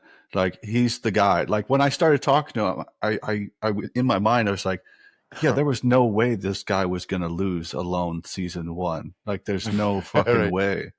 Um, He's psycho enough to deal with his own psycho for over 2 months. But he's just like with those when he was talking. The producers must have been having a field day. They're like, "This is great," because what he was saying to the camera was like exactly how he is in real life. I was like, "This is that's the guy across all the things." I thought he was so cool. Yeah. And I don't fangirl over anything, but but Alan's that man. He's all that in a bag of chips. He's he awesome. doesn't show it off. He doesn't have a big following on. I checked him out on social media or anything like that. He No, doesn't have a that's yeah. that's because he's worse than I am at social media, and I'm pretty damn bad, and Alan's worse. But that just makes him a gooder person, you know. Yeah. So in my Uh, book, for for better or for worse, well, it is. But anyway, yeah. And then Randy Worst got to meet him. I had some people. It was funny. I get yeah. walked over there, and I was like, Randy. He's like, who are you? And it's like, hey, I've been messaging you. I know, and on the phone because somebody else told me to get a hold of you. So it was cool to run into him. But yeah, That's you awesome. really are working with some of the, you know, not only just like best people in the industry, but like legends like period How the hell did especially that in happen, right? my community. Yeah, well, it's Yeah. because you're good, and that's just a reflection of good at what you're doing, and people notice it, and then you're personable as well. Well, I appreciate that. Thanks. But there's more than that, right? Like, there's a type of weird, stupid luck here Oh, that absolutely, I've absolutely. gotten with. I got a guy I interviewed the other day. I think he's the best at Unchained Fit. He did a number of years in prison, has turned his life around, and Oh wow. his contact list of the people he's making contact with are all top level special operations influencers. And at one point in the interview, I go, "Do you realize how like lucky of a crowd you fell into?" He's like, "Oh, I understand, man." He's Yeah. like, I don't, I yeah, I get it, that I was like, Yeah. these people are like the big shots in soft and for whatever that's worth, right?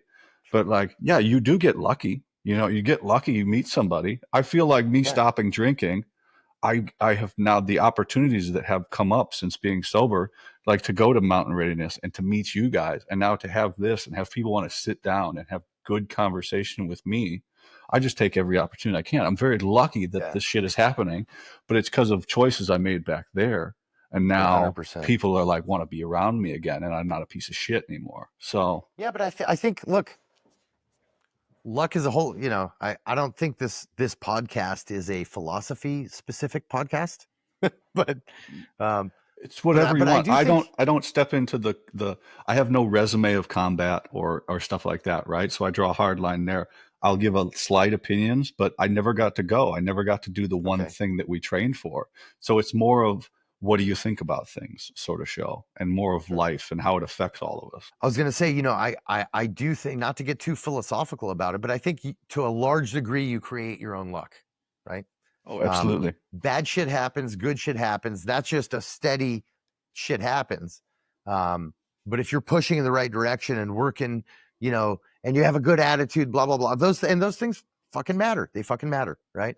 And your energy affects your teammates' energy, and vice versa. And good shit happens when there's good energy happening. So I can't explain it better. It's an observation from the world, not a, you know, I don't know, just an observation. But we do Yeah, we do create our own luck to a large degree. yeah, and with the opportunities, and having a better attitude. Like I was in the military, I'm a big complainer, but that worked for me. I'm an optimistic Yeah. pessimist, Yep. and that shit worked for me. That Well, doesn't I work think we for all have to all. complain in the military, right? It's a It's you how you deal with it's certain things. you have to. You're like you could be doing something Yeah. fun and just go, this is fucking stupid. Why are we Yeah. doing this? Yeah, but you know what, dude? Like when you're in the military, and I don't care what job, you could be a cook in fucking Germany for all I know, right? If you're in the military, you're dealing with stuff that sucks, right? You have to wait stupid places. You have to deal with stupid people. You have to deal with so much bullshit that sucks. You have a lot of shit to complain about. What's wrong? you know, as Yeah, long as you do your job. that's one of those skills that definitely doesn't. I mean, it does happen in the civilian world, but they don't like. They don't. You get There's there's complaining in the civilian sector, but then there's military complaining, and it's just too Yeah, much. That's too much for civilians. They can't handle that level of complaining, and then still just get the job done. Like, hey right, man, you've been bitching about this the whole time. Yeah, but I'm still going to get it done. Like, what, right. what what do you Well, I mean? was I don't training. want Who to go. was it? I was training a SEAL team at some point a few years ago, and they're like, "Well, they kept saying, well, a whiny SEAL's a happy SEAL," and I'm like, "Yeah, Roger that. I get it. Yeah." Were they talking about the person or the actual animal? They were Um, talking about themselves. themselves, yeah. Yeah, they weren't even being cute. No, they probably wouldn't even understand the pun, I guess. Uh, so But what's the initial enlistment, right, or commitment is? You said it was 3 years. Is there anything that they tack on for giving you all this training and schooling that yeah, you have to commit to? look, some of the really good units, you can be there for 3 years and get out, but then they still have you as a reservist for that unit, right, for X number of years. Um, but then a lot of places, I mean, yeah, I wouldn't have been able to do what I did in 3 years. You don't get, you don't, 3 years doesn't give you really much of anything other than your initial induction into the military and a job, right? Um, and that's a problem in Israel. But yeah, but I think you have to stay longer to start gaining real experience, or going to some other form of thing in this industry, right? Um, whether it's other government agencies uh, or other private jobs that are still kind of in this career path. So yeah, I think a lot of people get out thinking that, look, I got out after my first time I got out. I was in for 6 7 years, and man, I thought I knew a lot. I really thought I knew a lot. Yeah, and then you go back and you every time you get more educated on just how stupid you are, right? There's a there seems to be a point in SF where intelligence can drag you off this direction. Is that an option for you guys? Yeah, a lot of stuff can you mean intelligence specifically, like Yeah, as where a the as a like career field? you go down that rabbit hole of learning things and going more into a specialized unit of intel gathering and Sure, target development. sure. Yeah, I mean there's let's put it this way, the system is not built the same, but it accomplishes the same things over there. So like, yeah, that's a very big draw, but it's typically not going to be necessarily a draw from inside of your unit. It'll go in the direction of, if you're in the military, in the Green Army as we call it, you know, military intelligence, but we have a lot of different intelligence bodies that do different things, right? People know Mossad, and Mossad's really the big name, right? But Mossad is essentially our CIA. Shabak is more like our, it's not really accurate to say like FBI, it's more like MI5, if you will. And then there's the military intelligence, and then there's little other things, but those are the three main intelligence bodies, and and they pull a lot from a lot of places. There's a lot of little units, a lot of different things they do. For example, our NSA is part of our what we call the Green Army, right? So that's an intel unit there. So yeah, so there's a lot of that. Typically, you don't get pulled into that specifically inside of a soft unit, other than soft units who trying to skirt around stuff we're not supposed to talk about. But you know, some units have that built in as a capability there that does draw people into that intel side of the house. Yeah, we develop our own target packages oftentimes, and So yeah, in that sense, units have their own individual thing, but it's not necessarily so. So like your Fox may not be an operator from your unit. Your Fox may have come from some other intelligence unit. You see what I okay, mean? yeah, But essentially your target bank and all that stuff is, and how you plan missions in the good mission, in the good units, I'm sorry, we do all that planning on our own. It's not like we're handed, here's your op order, you're doing this, then this, here's your nav. No, we come up with everything. It's just like, okay, here's your objective, go figure it out. um, um, let's see. You're aware how like big special forces is. Like the Green Berets is the biggest of the special operations units, and then it kind of drops off severely in size. But for a country of 10 million people, I mean, like how big of a force are we talking here? so the fighting force overall Yeah, like how? is, it's nowhere near as big as we'd like it to be. I can't give you an exact number. The Yeah. Army doesn't like putting out exact numbers for that. Um, but you know, there are many hundreds of thousands of people in the fighting force. What you have to understand is about the way Israel has been built. I think there's some big mistakes that we have to reconstruct. Hmm. Excuse me, reconstruct to rebuild it correctly. But the way the Israeli military has been built to respond to a war situation, on regardless of how many fronts it is, your active duty army right now is going to do all of the fighting, all of it, for the first 48 hours until you can get all the reserve forces together. And the reserve forces are giving you immense numbers beyond what the active duty can give on a daily basis. Um, and so now, keeping up with training and that kind of thing with all those reserve forces, that's one of the big misconceptions that I think Israel has been under, was Yeah. allowing ourselves to like save money there and that kind of thing. Um, so that's kind of how it works, right? The reserves are there to Huh. really step in, and I don't think, I don't think Israel has ever really given enough thought to planning a multi-year war, right? They're always expecting it to be, it'll be over in a couple weeks, No, no, not anymore. Yeah, things change. Like, yeah, but that's right. So, you got your 2 or 3 years, um, and then you go into the reserves. What kind of stretch of time are we looking at for that for a commitment to, hey, when the phone rings, you better show up?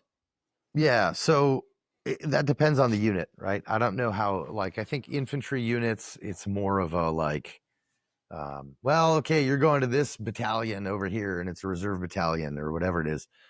In my unit, I always did my reserve duty in my active duty unit. So I just report to my actual unit, like you never left type of thing. Um, and so for me, I've done anywhere from, you know, a couple weeks out of a year, all the way through doing 6 or 7, plus months out of the year, right? Of just nonstop being in there. And so it was based on times and availability and whatever. The better units, if you're in a unit where your part of your reserve duty is a QRF of some sort, right? Whether it's a hostage team or whatever, but it's some sort of fast acting, got to call you in right now unit. You got to be in every other week for a train up, and you have to live within, certain mile markers of the unit, blah, blah, blah. So for a lot of the units that take the reserve duty very, very seriously, of which there are a few, that's a thing. You may not choose to live that far away from your base because it's part of your life still, right? You said part of your life still, right? So you said you went back into the reserves, I think is how you put it. I did. Yeah, I was out for a while. I never Yeah. got discharged from it, but it was, it's part of my unit because I live here. They can't legally force me to come back and do reserve duty. Why? Because every stereotype has a shred of truth in it, and we're just too cheap. They're not going to buy my flights to come over. Literally, that's it, right? So, so it kind of fell out for a few years, and I was very much focused on creating my business and all that stuff. But then the war broke out. It was like, nope, fuck this, I'm done. I got to go in. So I just made the appropriate phone calls and found myself a team to go play with. How So fast I'm was that decision-making process for you? for me, Yeah. instant. Why? No question. There's no question. Yeah. There's well, the two reasons you and I discussed before, right? One is it's the right thing to do. It's what needs to be done. We need bodies that know how to do these jobs. Of course you're going to go. This is not the breakout of World War II, where, yeah, they hit us kind of close to home with hitting Pearl Harbor, but nobody in America felt directly threatened, right?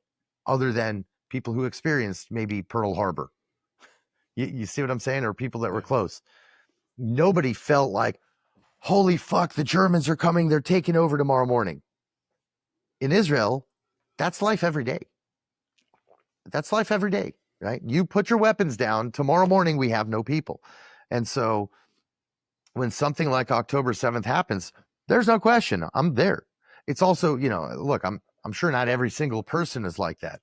It's a lot of just my idiot personality. So that's part one, is like it's just what you do. Part two is, the way I say it, and this is very politically incorrect, but I don't give a fuck who I offend with this. They're like, well, aren't you scared? You've been out of it for a minute and going back to Gaza and then Lebanon. I'm like, oh man, I was in summer camp. This is what I do. I love this shit. That's my environment. And, unfortunately for me also, I missed the first few months of the war. I was injured. Not from, I didn't get injured in the war. I got injured here and I was messed up and didn't walk. So as soon as I was back on my feet and kind of rehabbed myself a little bit, then I went back. So I missed the super, super intense part of this one right at the beginning. Do you But I think did sign up for like a bunch more years. So so? You're on the hook. Do you think because you live the life, right? It's your live a full-time life. job with of being Yeah. ready. You don't have to get ready. You just are ready. You every day Suppose. some sort of, training for combat or action. Do you think that played into a part of it? Because if you're farther from the life, Absolutely. yeah. Absolutely. So because you're like, oh, I'm ready to go, and do you think it would have been like a hypocritical if you're not ready and then you say, no, I'm good. No, I'm ready, and there's nobody better suited than somebody, maybe not, you're not saying you are the best for the job, but the type of person that is ready and Right. available. I have to go do this, and if I don't, I'm a hypocrite. 110%. Absolutely. And there's all of that. All of that goes in, right? Like, I think, yeah, what I do for a living obviously helps prepare for that. But um, as you know, shooting and how well you can stab somebody with a knife or whatever doesn't make you a good operator, right? There's so many other things. Shooting is one very, very important skill to what war fighting is, and so I think in that sense, absolutely, what I do, you know, helps a ton. Plus, I get to help prepare my buddies there because I get to pass my training off when I'm in there too. Um, but the experience, the amount of experience that I've gained in the last 10 years of running this business here, I would say exceeds in amount of knowledge, far exceeds the amount of knowledge I ever got from the military. The amount of experience, and there's a lot of good knowledge I got from the military. The amount of experience I got from the military, invaluable, just incredible, right? Um, but now I'm coming back with, like, going back to war all of a sudden felt great to me because, for example, I'll give you something way out of left field. Living on ranches, living on ranches in Montana and up in Israel and raising cattle and living by yourself and all that, I think prepared me far better than any other skill because if not for any other reason than your ability to see your environment and literally visually look at your environment differently. Look under things and look for the shadows. It's very unnatural for your eyes to look in the places where they should look in, right? Because any shadow or any spot where somebody, an animal or a person would hide, is intuitively a place that the eye goes to last, right? And so that's an example of certain things that come from a whole different field that now make you that better warfighter. Um, so I don't know if I'm a complete ass, but I definitely drove around there like knowing that I'm in control of my environment. I felt really good about it. Yeah, you're in a position now, right, that I thought about the other day of if I was still in, like, I'd be the old guy on the team. I assume you're the old guy on the team right now. My team right now has got a couple of old guys, but Okay, yeah. yeah, a little different situation, like, different sizes and reserve and things like that. But I'd be the only old guy on the team, and I was thinking, I was like, yeah, I could do it because of who I am now. But it took all those years to get to Yeah. here, and how I think about things and how I deal with people and how I talk to people, and just all that other part of being good at your job, right? That's shooting's one thing. There's a personality um, aspect to it, and working with people and developing people and having relationships that sometimes you can't learn, or it just takes a long time to learn. So yeah, I think about that as well. Like, if you can physically do the job later in life, God, you might be even better.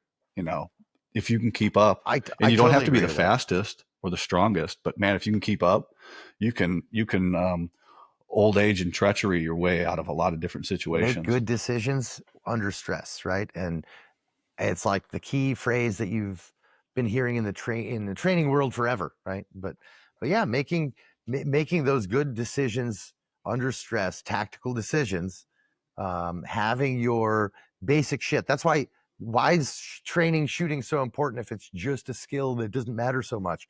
Well, because once it's subconscious, now I get to be a soldier. If my basic weapon platforms are take any conscious effort to operate, brother, you're not a professional, right? Um, Do I have to be the best shooter on the planet? No, I don't. I have to be a good shooter, right? Every unit's got its standards for what it needs. But once that shit's committed to subconscious at whatever level that's reasonable and above, now you can start making bigger, better decisions. Once you know how to set up that demolition without thinking about it, now it's deciding where it goes and blah, blah, blah. And whoop, don't stick your head there. There's a sniper over there, right? When your brain's in, that's more being a soldier. And I think that comes with maturity. And so, for example, I passed up, passed up officer school, going out to officer training 3 times in the military. And I think I did it for the right reasons at the time. And my reasons were, I don't think I'll be a good officer. Like, I like doing this work. This is the work I like doing. I don't want to tell people how to do the job I love doing. I just want to do it.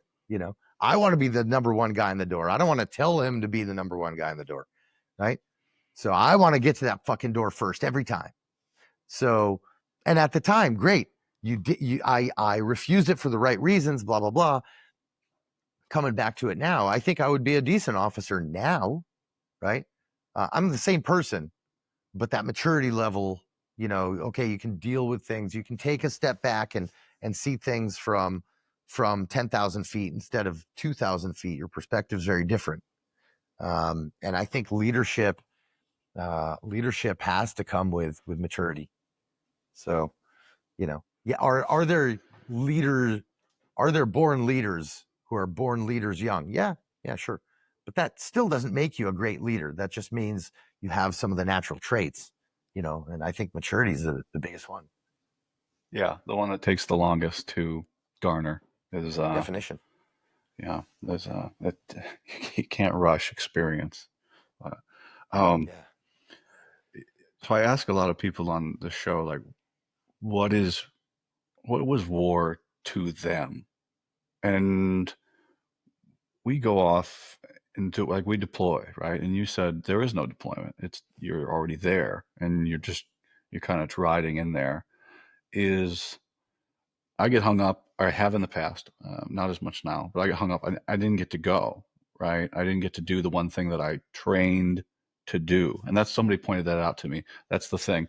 That's the thing, right? We're always training to do it, to go and do it. And it's not like you missed out. It's that you didn't get to do the thing that was always on the table. It's like deploy.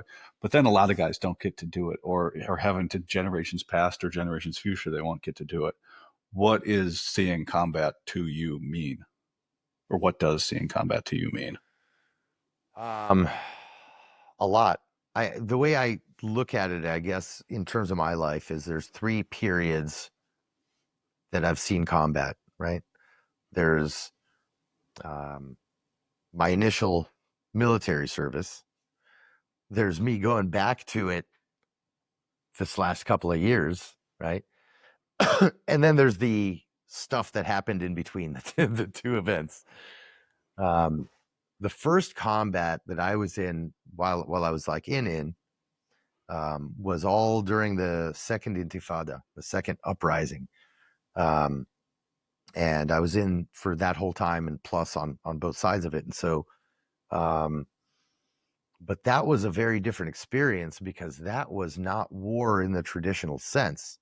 There's a lot of combat. We were doing combat ops every night, getting shot at almost every night, shooting back almost, most nights. But it's not war.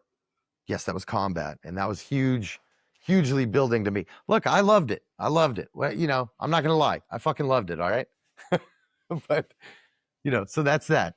Well, I think people pussyfoot around it, right? Like, let's be honest. A lot of us, it's addictive.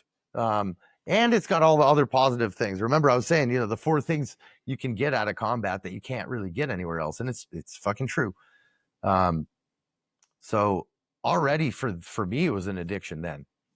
And I have, most of the people I hang out with have infinitely more years of actual in combat than I do, right? Look at Carl, look at Sue, look at Byron, look at Randy, look at all of my closest friends. But so anyway, so there's that.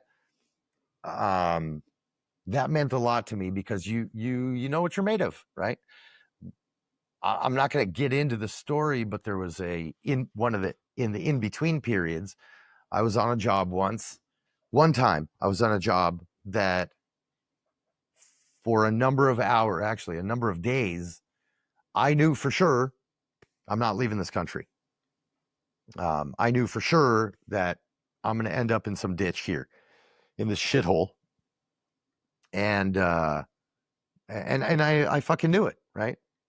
Okay, and then you deal with it. You do what you got to do. But then afterwards, when you get home and you have a lot of time to reflect on it, you think about it, and it's not something I go off and tell people. But I think about it with myself. I'm like, well, I know how I would react when I know I'm going to die.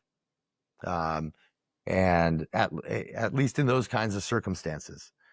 And that's something in itself that I try to kind of pass on to people. I can't tell you what you're going to behave like, right? You have to experience it for yourself. Hopefully, most of the people that train with us don't have to experience that for themselves. Otherwise, they would have chosen that as a career path, right? And so you're trying to pass on some of that. Hey, look, man, you could act like this, you could act like this, but the point is, I'm trying to train you to behave a certain way so that regardless of whether your psyche was kind of ready for it or not, you got something to fall back on. That just happens intuitively, right? Subconsciously. So, and then going back to, this conflict, is there ever fear? Yeah. Dealing with your fear is a good thing. Fear is a good tool, right? So that's another thing that combat, dealing with your fear. And how do you deal when you're scared? We all have different reactions. We can train our reactions to a degree, but first we have to understand where we're at with ourselves, each person individually. I'm probably yammering on way too much about this silly combat thing, but You're good, man. You're good. I'm just listening. So yeah, so that's what it is to me. And my selfish admission of guilt is I love the shit, right? But it's much easier to love it when you have a flag you believe in on your shoulder. I will say that. So That's going and you put it as like it's your home. You're defending home, right? uh-huh. Um, Even though I like live what? here, this is my Even though home. you I live, would yeah. What fight do and you die can? for this. I would Yeah, fight and die I for this imagine the country same in a thing. heartbeat. Yeah. No questions, right? No question. If that shit was happening here, I would find where to fit in, right? 100%. Sorry, not to jump in on you. No, you got you gave the answer to the question I didn't ask or was going to ask is Okay. how do you feel the same way about here? I mean I do. It's just those I choose to live here. even going I choose to there live here even because I yeah. fucking love this place, right? Goddamn right, I would fight and die for this place. So I live here, right? If I hated this place, why the fuck would I live here, right? I Hopefully, some it people is get a the good message. question. It is a good question because I think there's a lot of people that say they don't like it here and then they still live here and Yeah, they just fuck off, dude. yeah. Show me a better place. We'll all pool in together and buy you a ticket. Okay, guys. Yeah. Oh, lesser known operator's first fundraising project. Oh, great. I That'll go over well on social media. bet it So, would. what's the future for you? What because I've talked to people on here and it's like, oh, here's the one thing, right? Um, we talk on here a lot about guys, and it's never enough. Like you get to this unit and that's not enough. And then you find out there's another one and that's not enough. Or you find out that there's Yeah. this school or this other cool thing that you want to do. And then when you get there, it doesn't make you happy. You've somehow, become more of a fucking super soldier or whatever, but it's not making you happy. And then we don't take a moment at all, like everybody. Nobody takes a moment to look around and enjoy where they're at or the process in getting there. And then it's always just trying to get to the next mountaintop. Is that something that you see at the top levels of where you were at over there also? 100%. Yeah. 100%. Yeah.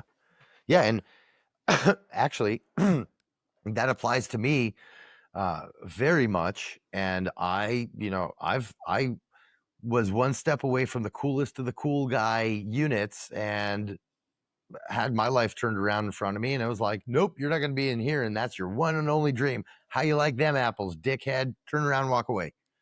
So Mm. I got to be in that position too, and that was, you know, you got to learn from your failures and keep going. Otherwise, you are a failure, right? If you fail at something, even if it's your one and only dream, which I won't get into it on the internet, but I had, I had a long time of going for that one thing.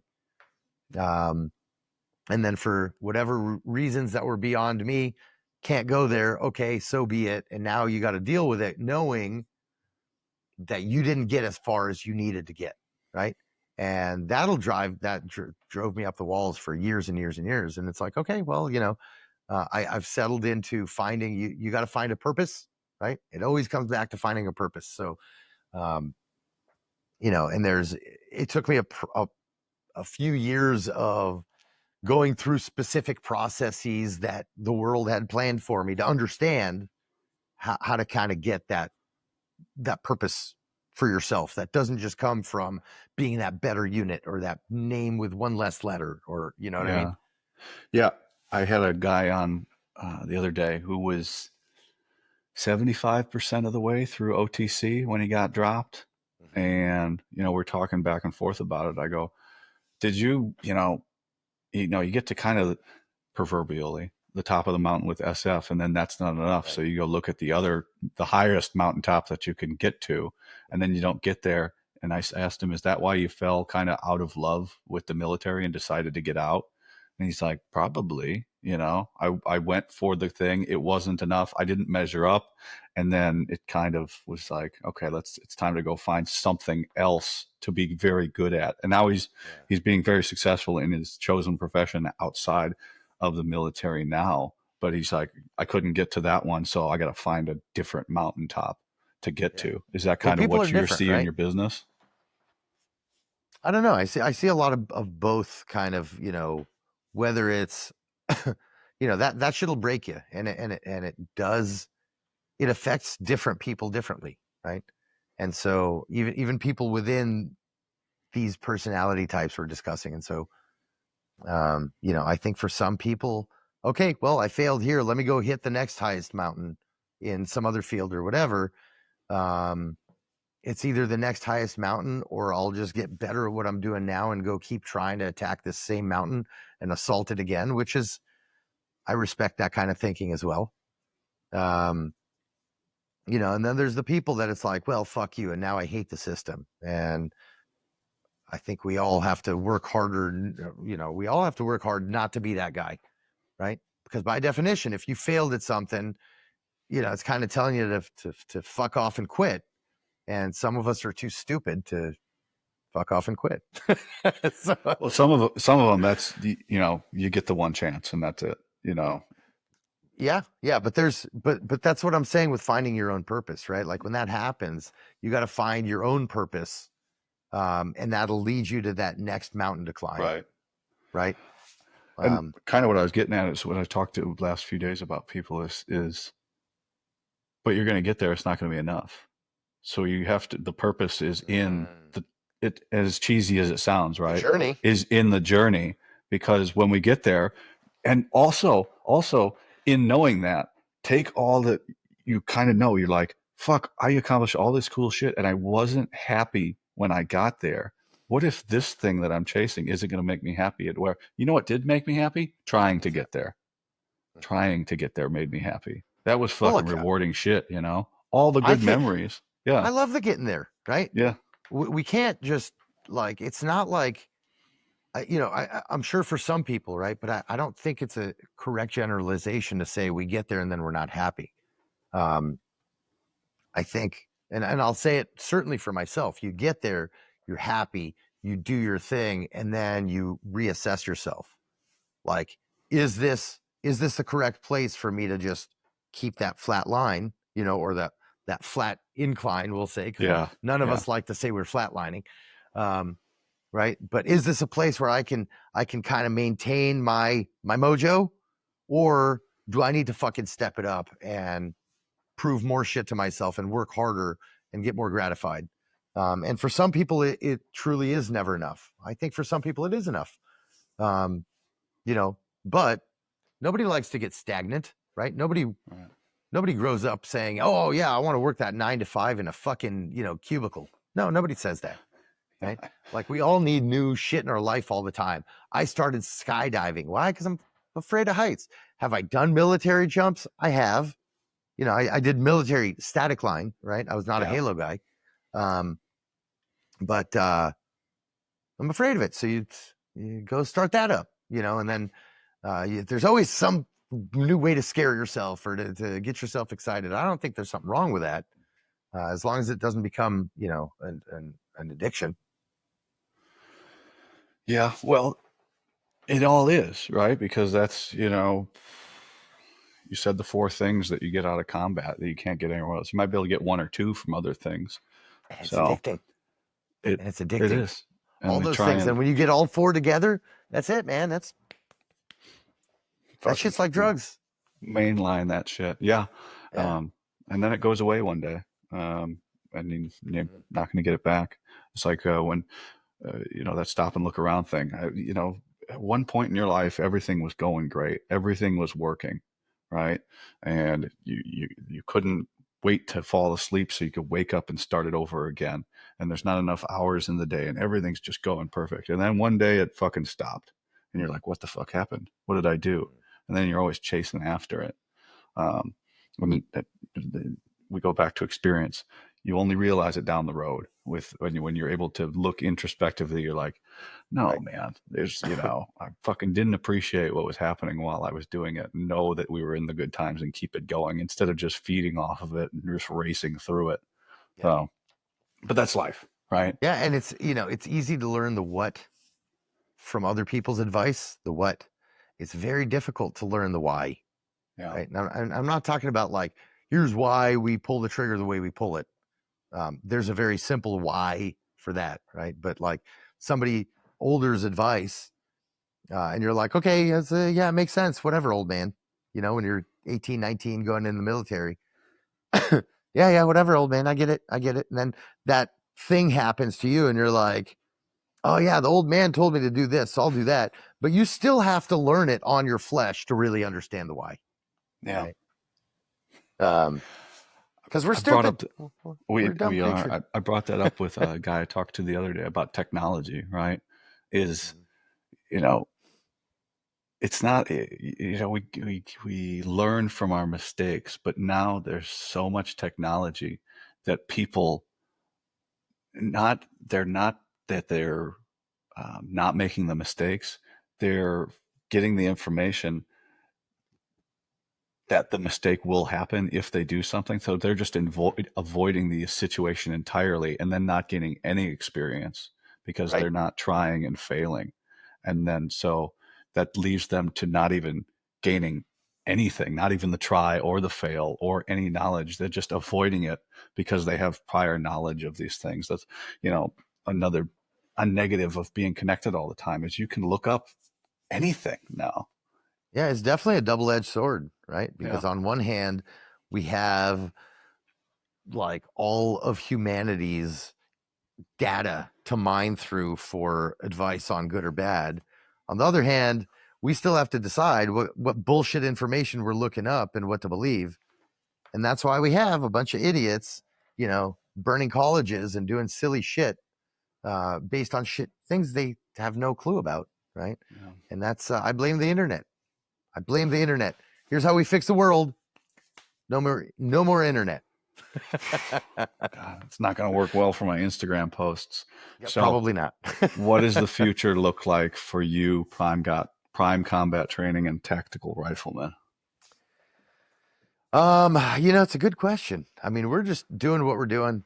Carl and I, Carl Erickson from Tactical Rifleman. So we've been discussing very much changing our strategy, our whole business strategy coming up here because the internet does not like the people that do what we do on it.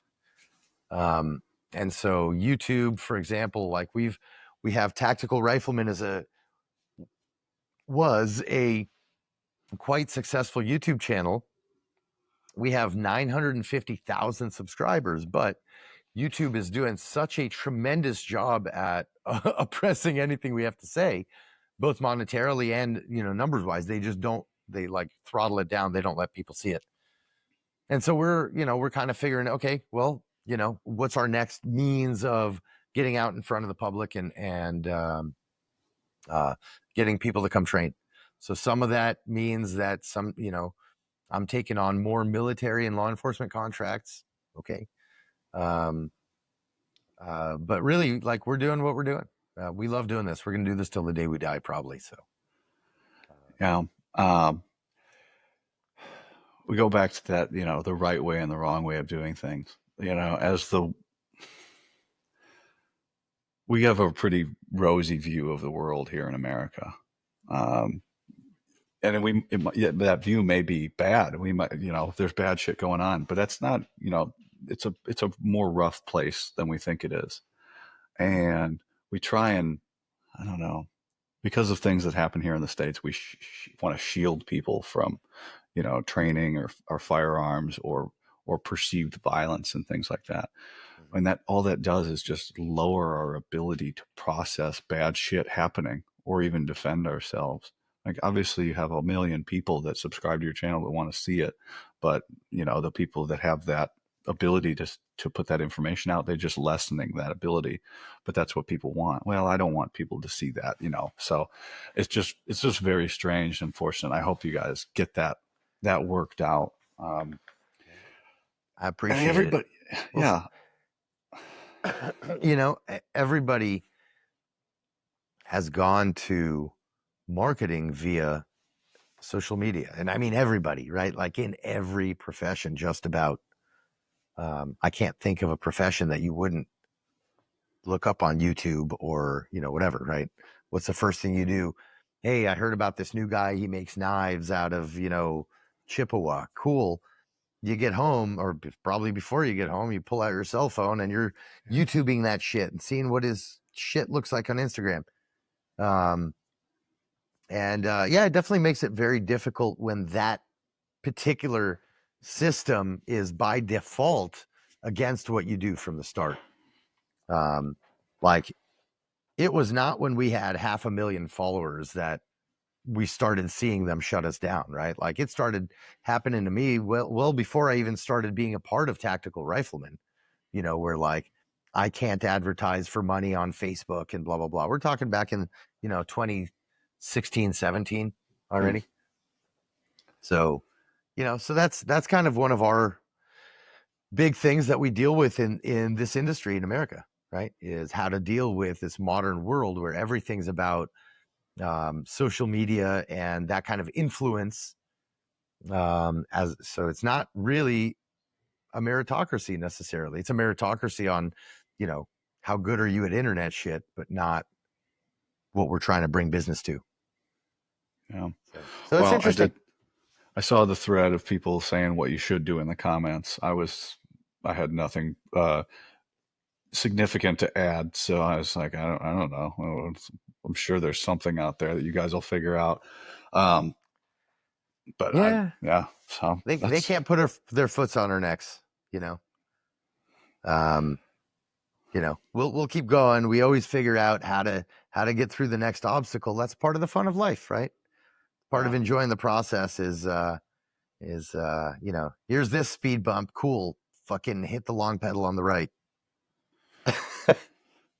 All gas. Yeah, leave it all on the table, right? You just figure it out. And I think Yeah. your guys's the classes you guys are doing are great. You're very good at what you do. So it was nice to Thank you. meet you and everybody else down there and just get pulled into that world. And it's interesting, the opportunities that come up.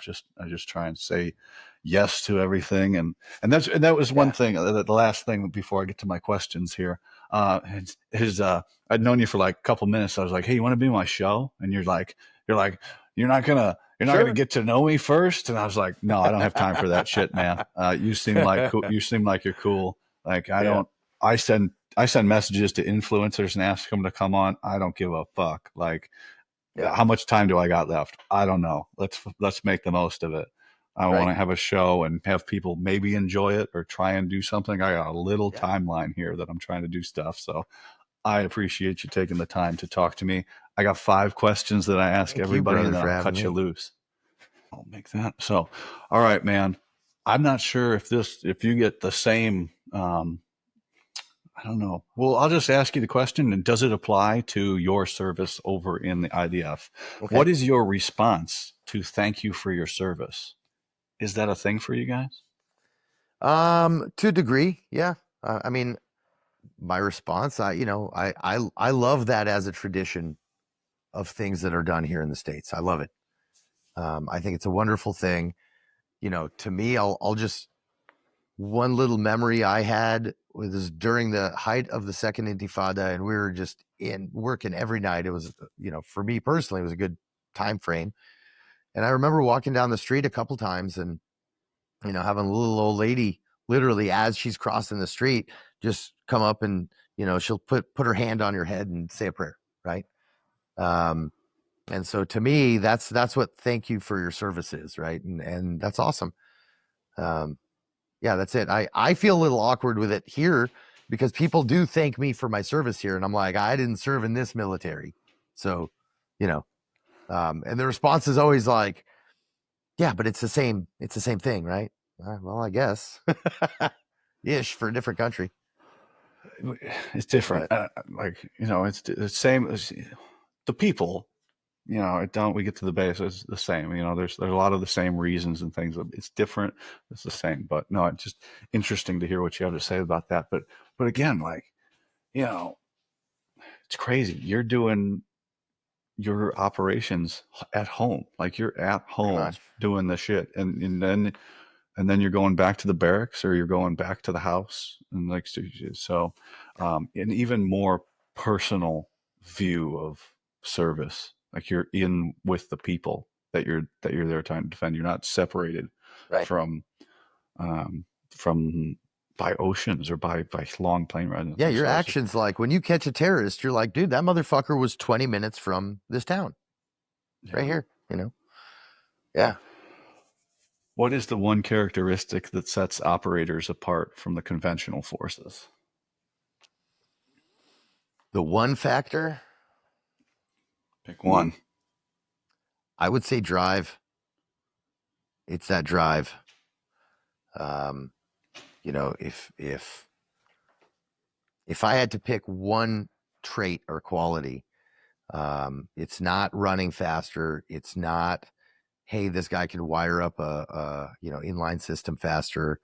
It's not any of those things. All of that can be taught, but drive. I say, I think drive and integrity, as a personality trait. If you're not driven to be better every day than you were yesterday, and better than the guy to your right and left that are still part of your team, you know, you gotta, it's that drive. Yeah, that's what I think. Natural talent alone won't get you all the way there, like you were saying in the beginning.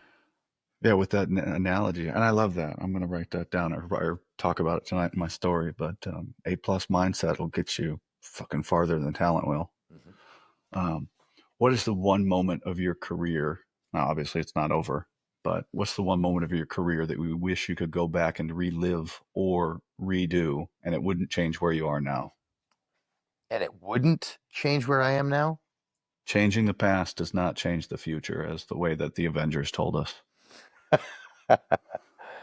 Mm, that's a little, you put the little titty twister on it at the end, because it would have been an easy answer up until that at the end. What is something that I would go back and change Or relive. or relive? Oh man, yeah, there's some good shit to relive. That without changing, yeah, I'd relive quite a few things. Um, I honestly, I mean, when it comes to combat stuff, I kind of like reliving a lot of it.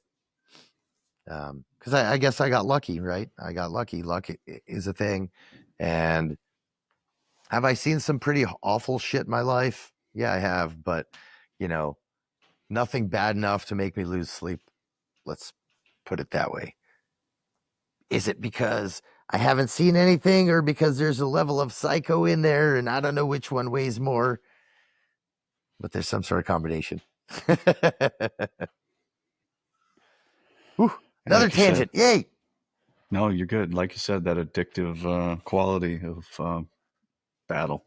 Yeah. So, what is the best piece of advice that you received during your career? Best piece of advice. Well, the worst one comes to mind first, and that was my dad before I went in said, don't volunteer for anything.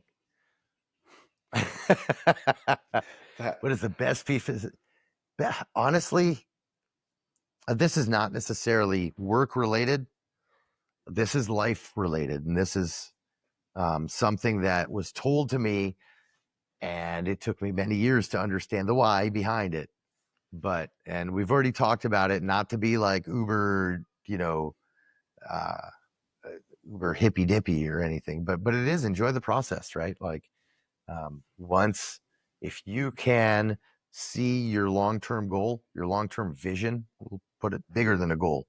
If you can see your long-term vision and you can imagine what you want it to be, then the whole way is you've already accomplished your goal. Why? Because you're in the act of accomplishing it. So, um, that, and I guess, you know what? I will give you, here's the best piece of advice I ever got. There And we and go. I'm gonna try to translate it from English, or from Hebrew into English. It's Can probably you not say gonna it work. both ways? Probably.